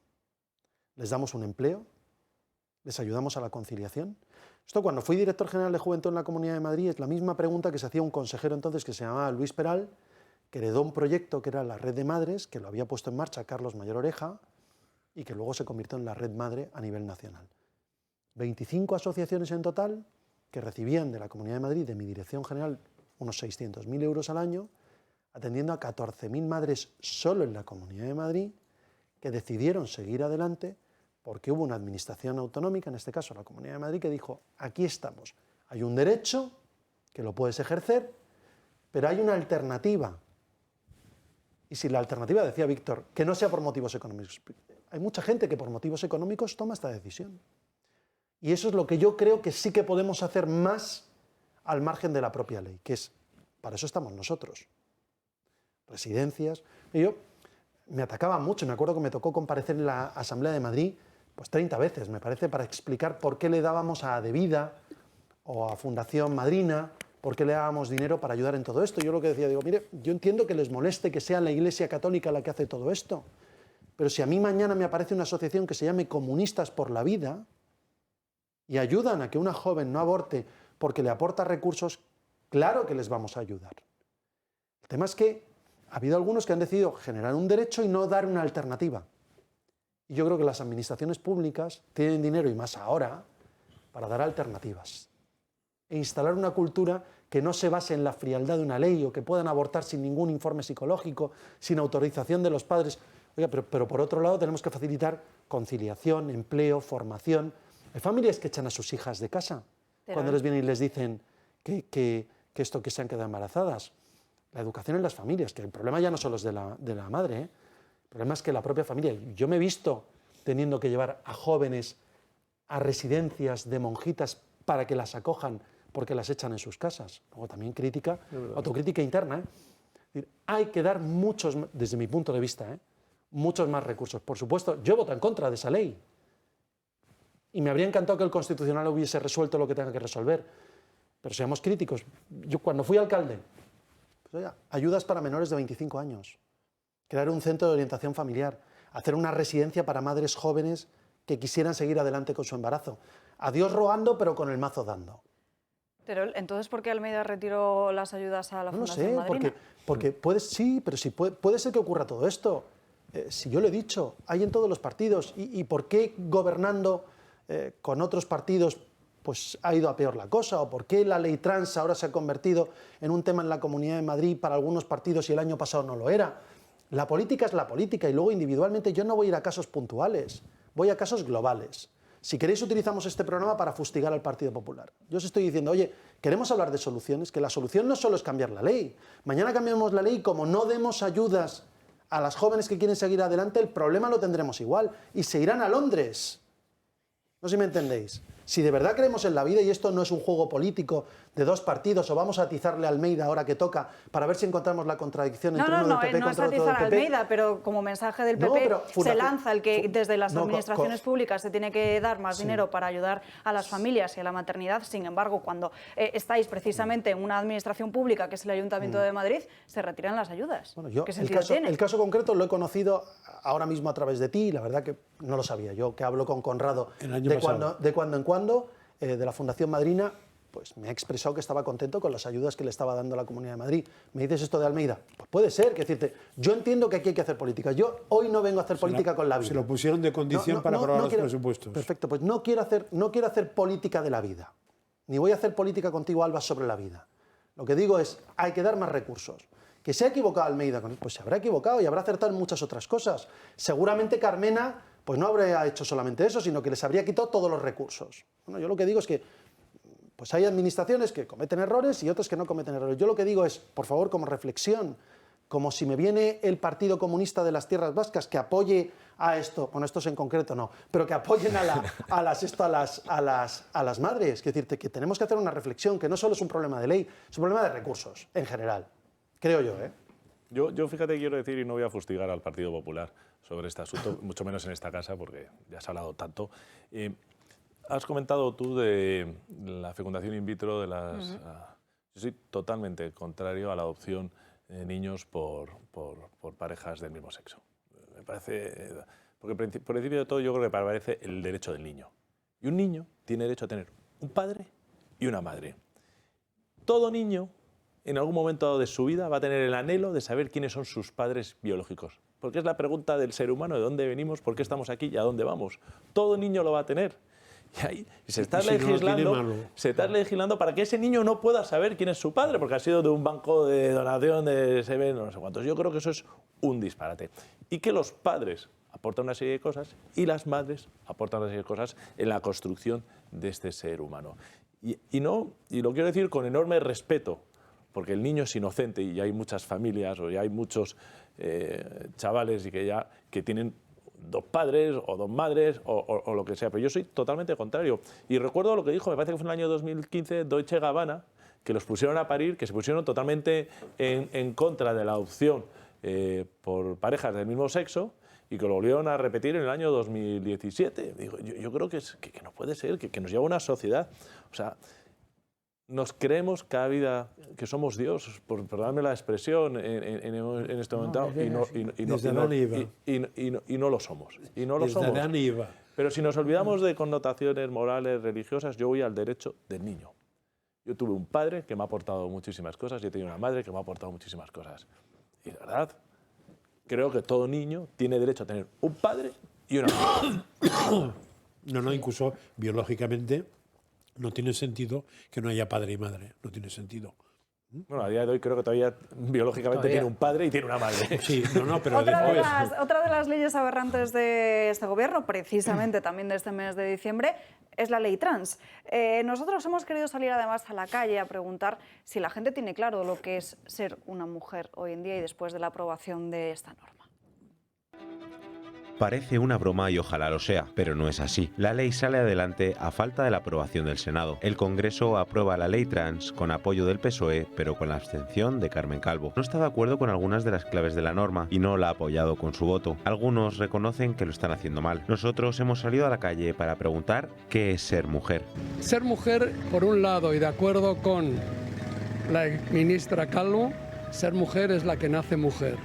Con la nueva ley, ser mujer es la que en el DNI pone mujer. Ya está.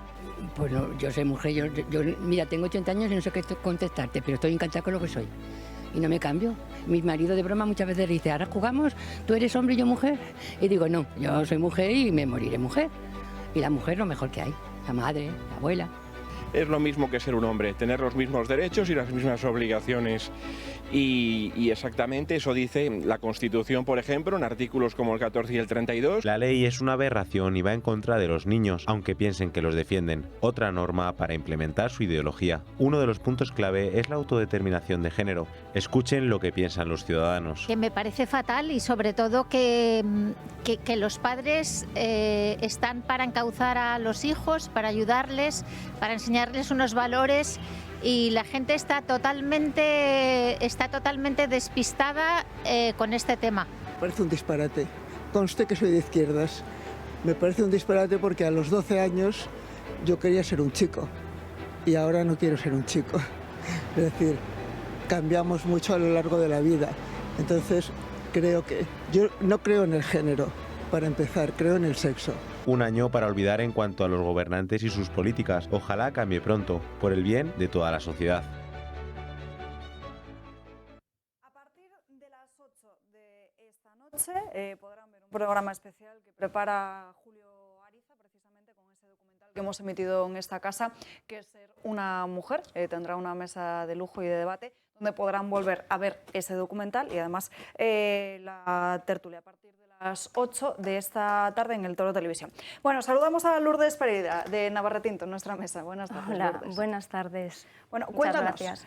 Recuérdanos para algún espectador que no nos viera en otras ocasiones, ¿qué es Navarretinto? Bueno, pues Navarretinto es una empresa familiar que se dedica a la cría de cerdo ibérico de máxima pureza genética, 100% ibérico, y a la transformación en los productos derivados del cerdo ibérico y todo de máxima calidad, que es de bellota, 100% ibérico.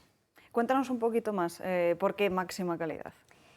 Bueno, nos ampara la norma de calidad del ibérico, que es el Real Decreto 4/2014, ¿no? Entonces, esta norma, además fija una serie de criterios. Los tres casi más fundamentales son la genética, la alimentación y la superficie ocupada por el animal.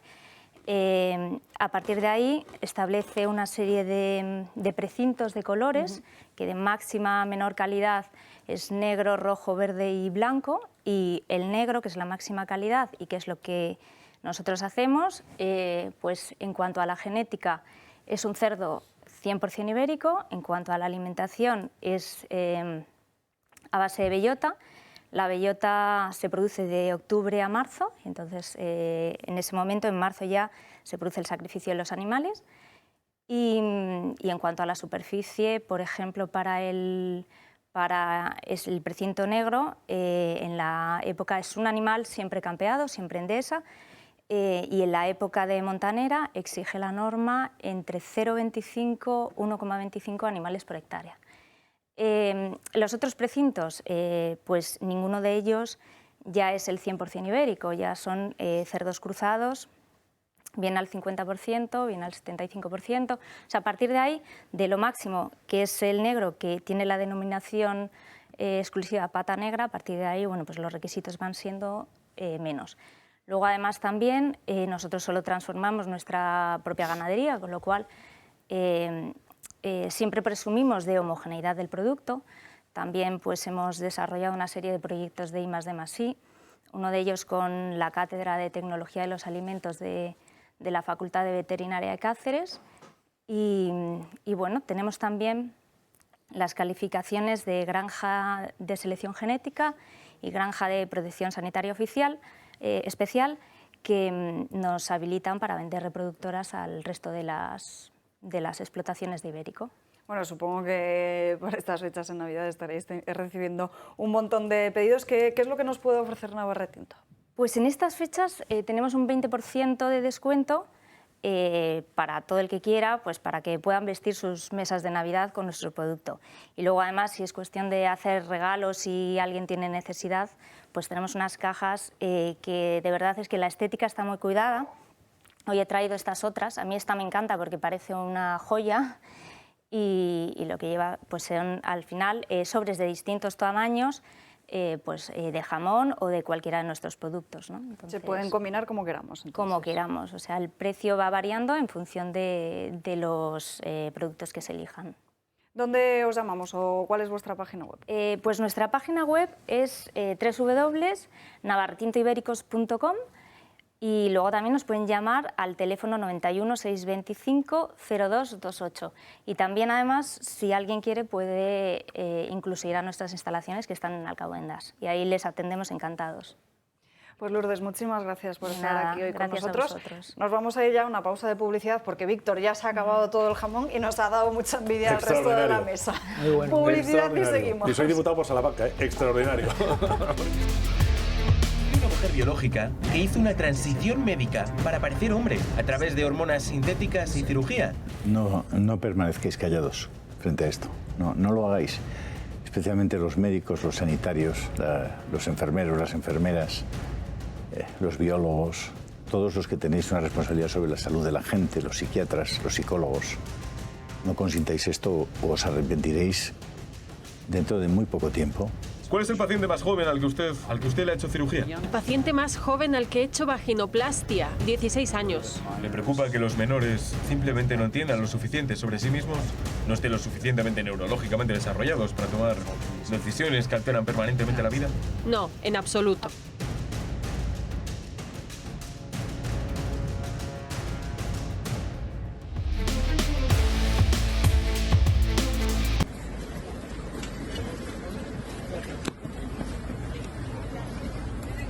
Por favor, déjanos aquí. Por favor. Estamos todos trabajando. Ese al que están viendo que se llevan los agentes de la policía es Jesús Poveda, que esta misma mañana, sobre las 9:30, si no me equivoco, ha sido retenido por plantarse frente a la Dator, que como hace cada 28 de diciembre, Día de los Santos Inocentes. Jesús Poveda, que se encuentra en nuestra mesa. Muy buenas tardes. Oye, estoy impresionado de esas imágenes. Yo diría que es un delincuente, ¿eh? Bueno, en realidad he sido una vez más detenido y retenido porque he desobedecido a la autoridad. Entonces, bueno, como tú dices siempre, 364 días de asistencia y uno de resistencia. Pero vamos, lo único que me ha resistido es que estaba sentado. Me han dicho levántese y márchese y yo no me he levantado. Y dice, vamos a proceder a su detención. Y yo les he dicho, ustedes hagan su cometido y yo estoy haciendo el mío. Mi conciencia me dice que si aquí hay 10.000 abortos al año, por lo menos un día de resistencia, ¿no? Y acabó en el calabozo. Pero físicamente. Físicamente. Sí. He acabado en el calabozo salir, ¿no? de Tetuán. Y cuando he salido, he sentido la llamada de Ariza, que me ha dicho, ¿puedes venir? Entonces he dicho, pues sí, lo primero que tengo que hacer es ir. Y estoy encantado de estar aquí porque esta es una casa que defiende la vida habitualmente en situaciones extremas. Perdóname, ¿y estabas sentado? Sí. Es que no se puede estar sentado, porque si no haces nada... Frente a la clínica... Sí, o sea, hay costumbres navideñas en Madrid, o sea, el 22 es la lotería, el 24 por la noche la cena de Navidad y el 28 la detención de Poveda, ¿no? Pero la detención de Poveda es con Felipe González, es con Aznar, es con Zapatero, es con Rajoy, es con Sánchez. O sea, este es un tema, no es político ni apolítico. Es que en España desde el año 85 hay una ley que se han hecho más de 2 millones de abortos y la gente se cree que no pasa nada. Entonces esta mañana he vuelto a contemplar un concepto que es un concepto clásico, que es la banalidad del mal. O sea, el policía, según me detenía, me decía, yo estoy cumpliendo órdenes. Digo, usted cumpla su obligación, porque la gente lo que hace es cumplir órdenes, como el que firmaba lo de las cámaras de gas para comprar el gas. Yo cumplo órdenes, porque él es un honrado padre de familia que tiene que llevar la comida a sus hijos y ha cumplido órdenes, igual que los tíos de la Dator. O sea, el otro día fui con una ambulancia y había otra ambulancia parada y le dije, entonces ya de ambulancia a ambulancia, porque yo los sábados por la mañana tengo una cosa que se llama escuela de rescate, que es que yo por las mañanas enseño a la gente a rescatar y hemos rescatado a más de 1000 personas, ¿no?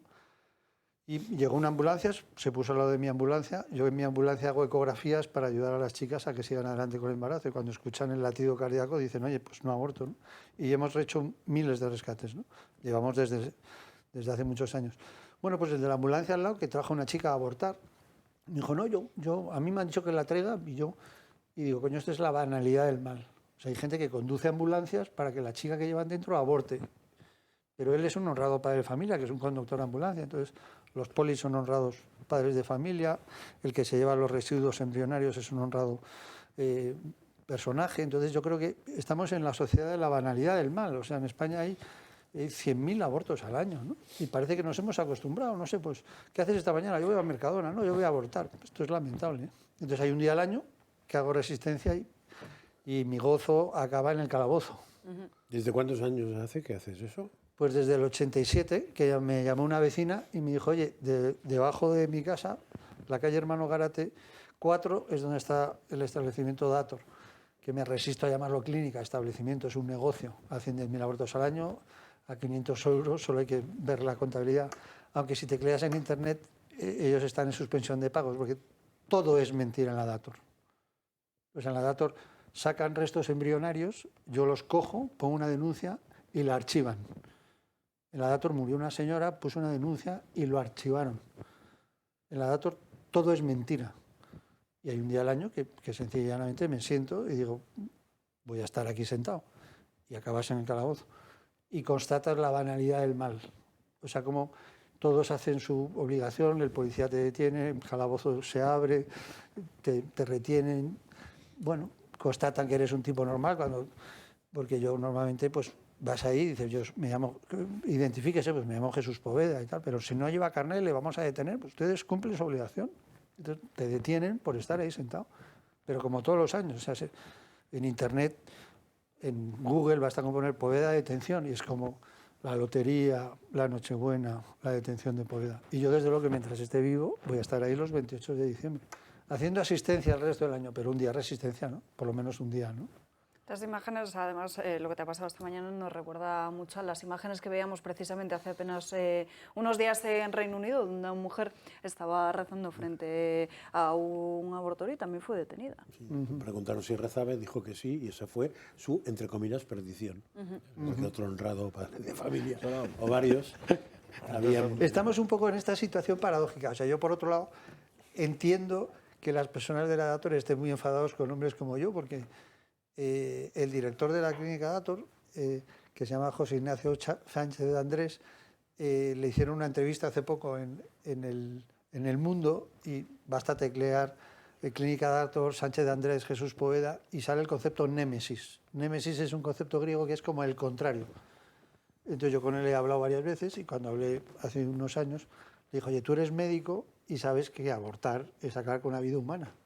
Y me miró a la cara y me dijo, yo a veces me asombro de lo que soy capaz de hacer por dinero. Entonces, este es ese señor que se sigue lucrando del aborto, porque los ginecólogos normales, los que trabajan en La Paz, en el Gregorio Marañón, no hacen abortos, porque es un fracaso. Pero mientras tanto hay gente como él que hace 10.000 abortos al año y se lucra de la seguridad social, porque con nuestros impuestos se pagan esos abortos. Pero Jesús, ¿no crees que debería haber más profesionales sanitarios que levantasen la voz? Bueno, los hay. El presidente del Colegio de Médicos es un ejemplo de persona que levanta la voz, con muchísimos médicos. Lo que pasa es que es un poco como lo de Churchill, de nunca tan pocos hicieron tanto por tantos, pues esto es, nunca tan pocos médicos han hecho tantos abortos. Porque lo bueno del aborto en España es que sigue siendo un acceso, son unas cuantas clínicas privadas las que hacen abortos, pero hacen muchos abortos, hacen abortos todos los días. Y entonces... pero es el acceso, o sea, en los grandes hospitales ningún ginecólogo se prestigia de hacer abortos, porque saben que es un fracaso ginecológico, ¿no? Entonces, pero ¿qué pasa? Que muy pocos hacen muchos abortos. Aunque yo creo que, bueno, las cifras del aborto acaban de salir del año 21 y son 90.000, o sea, estamos en una cifra absolutamente desorbitada. O sea, hay una pirámide demográfica que se ha convertido en una pirindola demográfica y se está cayendo. Entonces, yo creo que hay que cambiar de tendencia y desde luego que con esa ley que han hecho de antiacoso, lo que han hecho a los Provida es protegernos la policía, porque yo cuando voy ahora a las clínicas y la policía me pide el carnet, le digo, oye, muchas gracias por venir, porque los acosadores son ellos. Ellos que hacen publicidad engañosa, ellos que hacen 10.000 abortos al año, ellos que tienen juicios. Los Provida, a nosotros nadie nos denuncia por dar un folleto, porque nosotros solo damos un folleto, ofrecemos la posibilidad de hacer aborto, de hacer ecografías. Yo solo cuento una anécdota que me encantó, con nombres y apellidos, porque esto va de nombres y apellidos. Hay un ginecólogo excepcional en La Paz, jefe de la unidad de mama, que se llama José Ignacio Sánchez, es ecografista y sabe hacer muy bien ecografías porque es un experto. Y un día había quedado en venir el sábado a la Dator a hacer ecografías en la ambulancia Y me llamó el viernes, oye, perdona, que es que tengo guardia en La Paz y voy a llegar tarde mañana, no voy a poder estar a las 8:30. Entonces yo puse un poco cara de duro y le dije, bueno, no te preocupes, si no vienes a las 8:30 y llegas a las 9:30, no te preocupes, que estará aquí la ambulancia para que hagas ecografía. Bueno, yo llegué con la ambulancia, pusimos la ambulancia cercana a la Dator para ofrecer las alternativas de hacer ecografías. Llegó José Ignacio, saliente de guardia de La Paz, para hacer ecografía, porque él se da cuenta de la responsabilidad de una buena ecografía para ayudar a las mujeres. Bueno, pues en el establecimiento este Dator llamaron a la policía, llegó un Z a toda velocidad con las luces puestas, me miraron en la puerta diciendo, ¿usted qué está haciendo? Pues mire, yo estoy dando este folleto. Ellos entraron y cuando salieron me dijeron, ¿usted está acosando? Y yo le dije, yo no acoso a nadie, yo doy este folleto.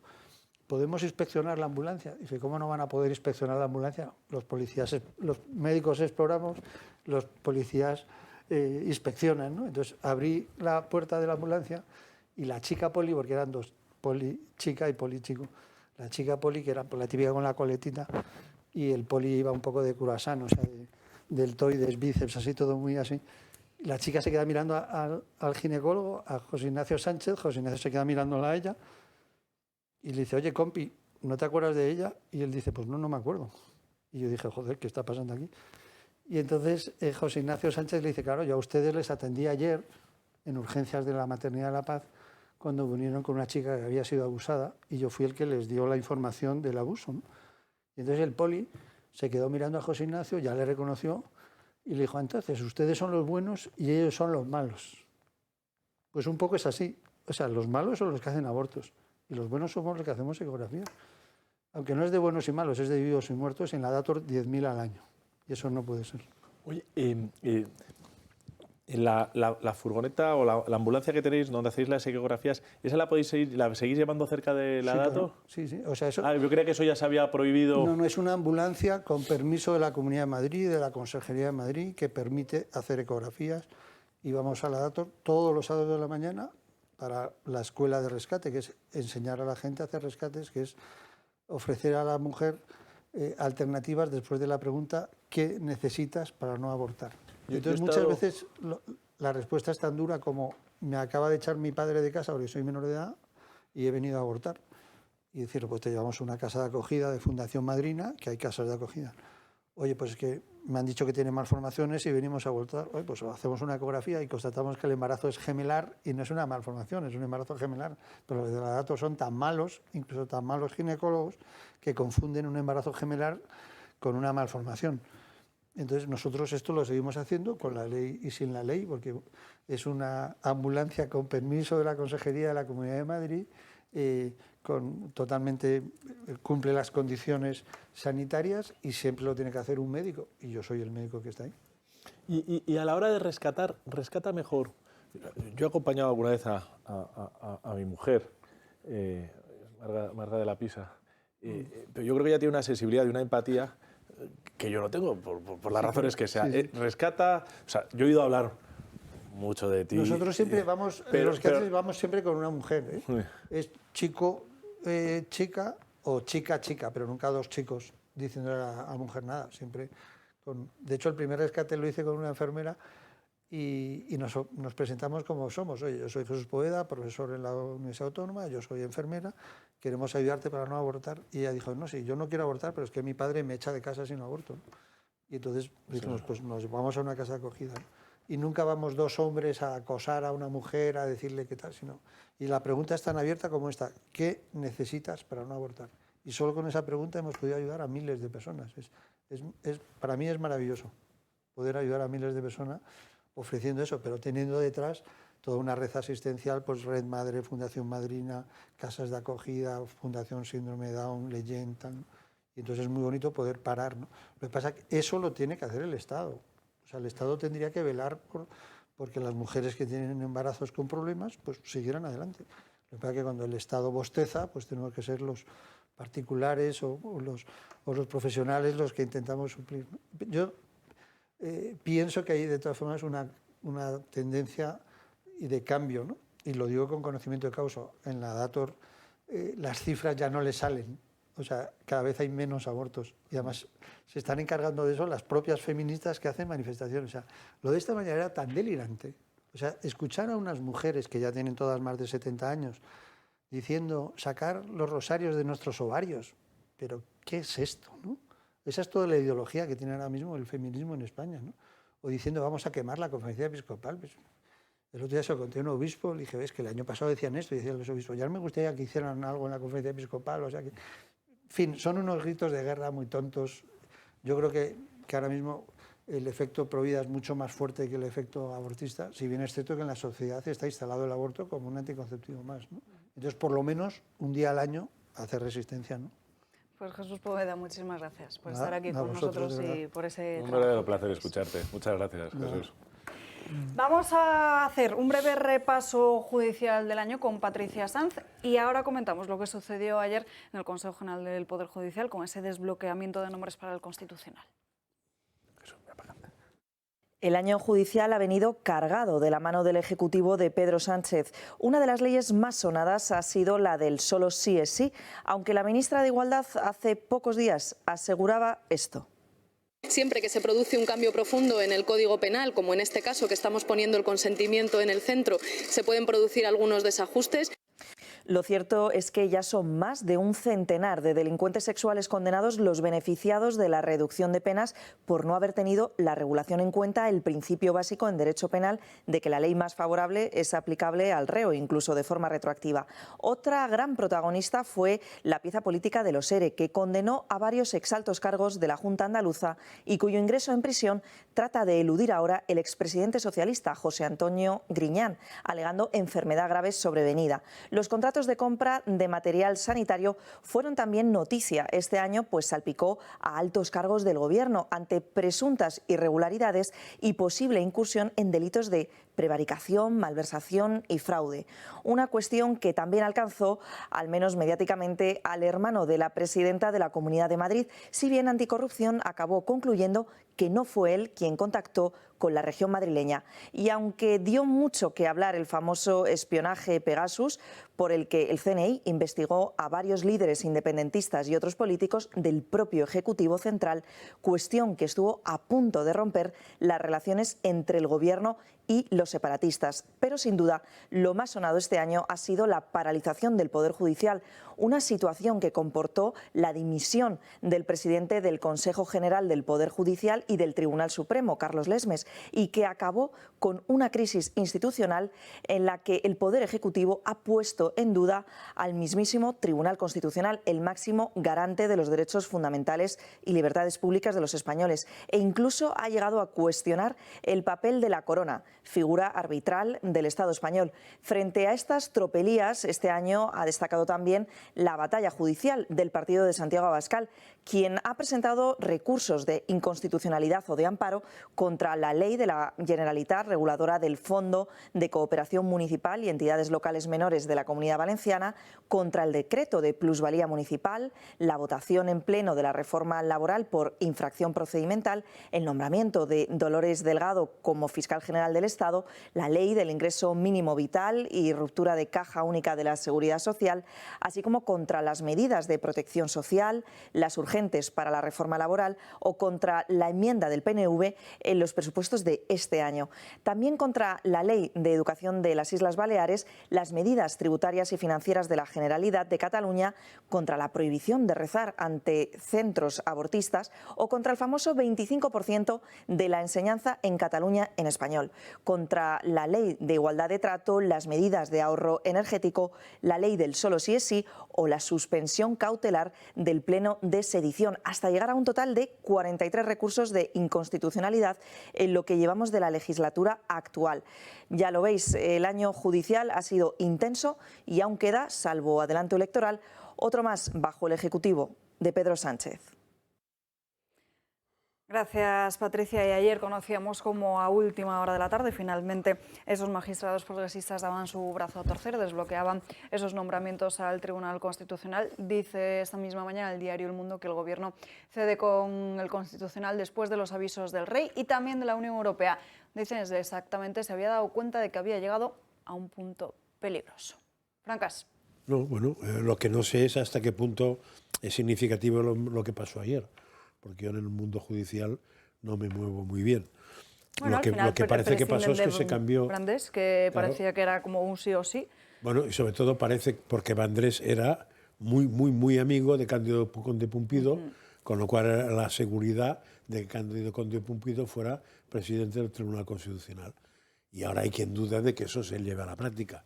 Pero bueno, la señora que va a entrar viene del mismo sector, con lo cual yo no sé si tendrá claro a quién votar o no. O sea, esas cosas, como dice Julio, que digan lo que quieran, veamos lo que hacen. Sí. Bueno, ahora parece que el gobierno se va a tomar con más calma, por así decirlo, ese asalto a la justicia. Se supone que no tendrá tanta prisa en todas las cosas porque tiene una constitucional y ahora ha saltado. No olvidemos que ahora van a estar 7-4, creo.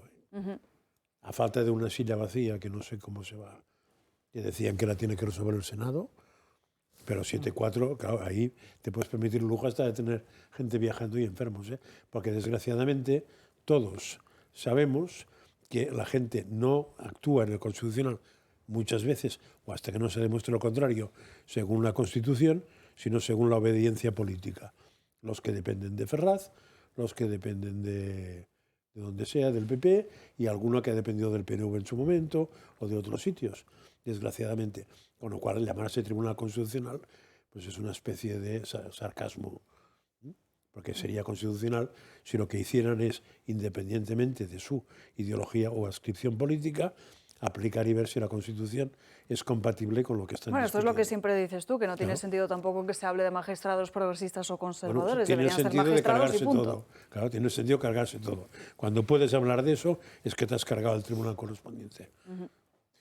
Bueno, yo creo que se han llevado un revolcón bastante gordo, ¿no? Las medidas cautelarísimas creo que les pusieron en una situación bastante compleja. Creo que el discurso de Su Majestad el Rey, dentro de la neutralidad que él tiene que marcar, hablaba de un deterioro de las instituciones, que algunos dicen que se puede leer de muchas maneras. Hombre, yo creo que el Constitucional es una de ellas, ¿no? Sea como fuere, yo insisto, a pesar de la asimetría de la Comisión Europea, más tarde o más temprano el tortazo les iba a caer. Queda todavía el asalto del Consejo General del Poder Judicial, vamos a ver qué pasa, ¿no? Pero es verdad que es una buena declaración de intenciones, que sean del ámbito que sean, los jueces son dos presidentes de sala, me parece recordar, del Tribunal Supremo. Con lo cual, bueno, por lo menos mejores visos que coger a la exfiscal general del Estado o al exsecretario de Estado de Interior o algún otro miembro del Partido Socialista, por lo menos un viso de independencia mayor parece que se tiene. Pero me ha gustado mucho la frase de Francás, que a su vez releía lo que decía Julio, ¿no? Vamos a ver por sus actos cómo se suceden los acontecimientos. El problema es que la prueba-error es muy peligrosa, porque la prueba-error es el referéndum... Es irreversible. Precisamente que puede terminar de romper nuestra nación, ¿no? Con lo cual es cierto que yo confío y apelo a que esos dos presidentes de sala entiendan que esto no es un 7-4, es España sí, España no. Yo espero que haya un cierto sentido en un órgano jurisdiccional por parte de dos personas que sí van a ser jueces, magistrados, que van a estar allí. Bueno, vamos a ver cómo actúan. Yo me quedo con esto. Bien es cierto que confío en la tutela efectiva, aunque sea a posteriori, por parte de la Comisión Europea. Espero. Pero vamos, yo os digo, decepcionante hasta ahora. Bueno, yo creo que el resumen que cabe hacer del año judicial en el año 2022 es que ya sin disimulo el Poder Ejecutivo ha intentado colonizar y atacar al Poder Judicial, no solo con medidas concretas, sino lo que me parece bueno, todavía más grave, o por lo menos igual de grave, con declaraciones absolutamente intolerables en un Estado de derecho con separación, que se supone que hay separación de poderes, empezando por el propio presidente del Gobierno y acabando por el muñidor de todas estas medidas, el señor Bolaños, diciendo a los magistrados del Tribunal Constitucional y a los vocales del Consejo General del Poder Judicial que estaban quedando perfectamente retratados. No, el que está quedando perfectamente retratado es el señor Bolaños, no los magistrados que están en la mayoría de los casos haciendo su trabajo. Bueno, de hecho en Ferraz ya están pidiendo su cabeza. Bueno, pues le vendría muy bien a España esa cabeza. Dependerá que pongan. Pero bueno, Bolaños ha hecho méritos más que suficientes para abandonar. Yo creo que las declaraciones que hace el día en el que el Tribunal Constitucional dictó la resolución por la cual admitía a trámite las medidas cautelarísimas solicitadas por el Partido Popular, descalifican a un dirigente político. Por lo tanto, creo que lo mejor que podría pasar es que Bolaños desapareciese de la órbita política española. Bueno, yo creo que tendría que haber presentado su dimisión. Sí, yo creo que Pero es que también tenemos el gobierno en la historia de la democracia. Bueno, Sánchez tampoco ha dimitido por 3 resoluciones del Tribunal Constitucional contrarias a medidas que ha adoptado. Por eso quiere controlar el Tribunal Constitucional. Contra la Constitución está siendo claro por parte de este gobierno. Nunca ha existido un deterioro institucional como el que estamos viendo con este gobierno de Sánchez, y por eso el pasado día 23 se presentó la querella contra Sánchez, contra los miembros de la mesa de la vergüenza, o como lo queráis llamar, y contra Oriol Junqueras, que en su discurso, que yo quiero decirlo, en su discurso ha dicho, y lo voy a, perdóname que lo lea, es que lo estaba buscando, lo voy a decir, dije por supuesto, mira, y repito que el siguiente paso, el señor Aragonés, los separatistas no tienen ningún complejo en decir la verdad. Y dijo, abro comillas, dije por supuesto que a lo largo del 2023 plantearemos un referéndum en el que haremos legal lo que es ilegal, inconstitucional, y va contra el propio fundamento de la Constitución, que es la unidad nacional. Está llamando el señor Junqueras en su discurso de Navidad y está diciendo que va a hacer otro referéndum en Cataluña en el año 2023. Nosotros nos hemos querellado, como hicimos en el año 2017, y veremos qué pasa con la supuesta y deseable independencia judicial. Estamos en una deriva peligrosísima de deterioro, de ataque a todas las instituciones del Estado, desde la más alta hasta la que vosotros os podáis pensar, y no quiero dar más nombres, y yo creo que la salvaguarda del Estado es la obligación de todos los que tenemos responsabilidad política, que no tenemos de gobierno, responsabilidad política, y ahí Vox está cumpliendo, como estamos haciendo. El número de querellas es que es el único recurso que nos queda, porque es que la vía legislativa, perdonadme que os diga, en el Congreso de los Diputados, yo la he expuesto un montón de veces, yo soy portavoz de Hacienda. Siendo vicepresidente de Vox, le pedí a Santiago, yo quiero coger Hacienda. Luego estoy en más comisiones, pero una de las que soy portavoz es Hacienda, porque pensé que era donde íbamos a trabajar, donde menos se iba a discutir políticamente y donde más nos íbamos a centrar en la certeza matemática que te da el Instituto de Estudios Fiscales para poder formular, oye, pues al final cuando bajas impuestos, ¿dónde puedes trabajar? ¿Cómo puedes simplificar y hacer una nueva trabajar para una nueva arquitectura fiscal? La señora ministra de Hacienda lleva sin acudir a la Comisión de Hacienda desde el mes 21 de marzo del año 2021. No, perdón, 20 de marzo del año 2021. 20 de marzo del año 2021. Casi 2 años sin sentarse a rendir cuentas en la Comisión de Hacienda. Todas las solicitudes de comparecencia que ha hecho Vox y que ha hecho el Partido Popular dentro de la Comisión de Hacienda han sido rechazadas en esta legislatura. El 100%. Entonces, y encima, cuando preguntas por escrito, porque ya no hay a quien preguntarle, no viene nadie, preguntas por escrito, te mienten. Pues, ¿qué hacemos en el Congreso de los Diputados? ¿Para qué nos miramos los trabajos? Ese es el deterioro institucional, esa es la labor que nosotros tenemos de salvaguarda, y solo nos quedaba la vía judicial, y a mí me preocupan muchísimo los cambios que estamos viviendo. Nos quedan apenas 2-3 minutos de programa.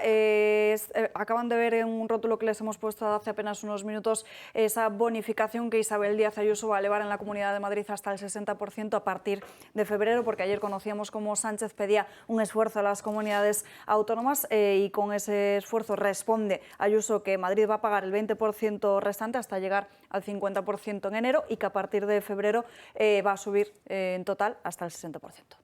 Pues me parece una medida acertada. Yo creo que eso sí que es importante y va directamente a ayudas a las familias y la movilidad en Madrid, que es fundamental. Y contra la famosa polución, eso es una medida antipolución muy buena. Me parece una medida acertada.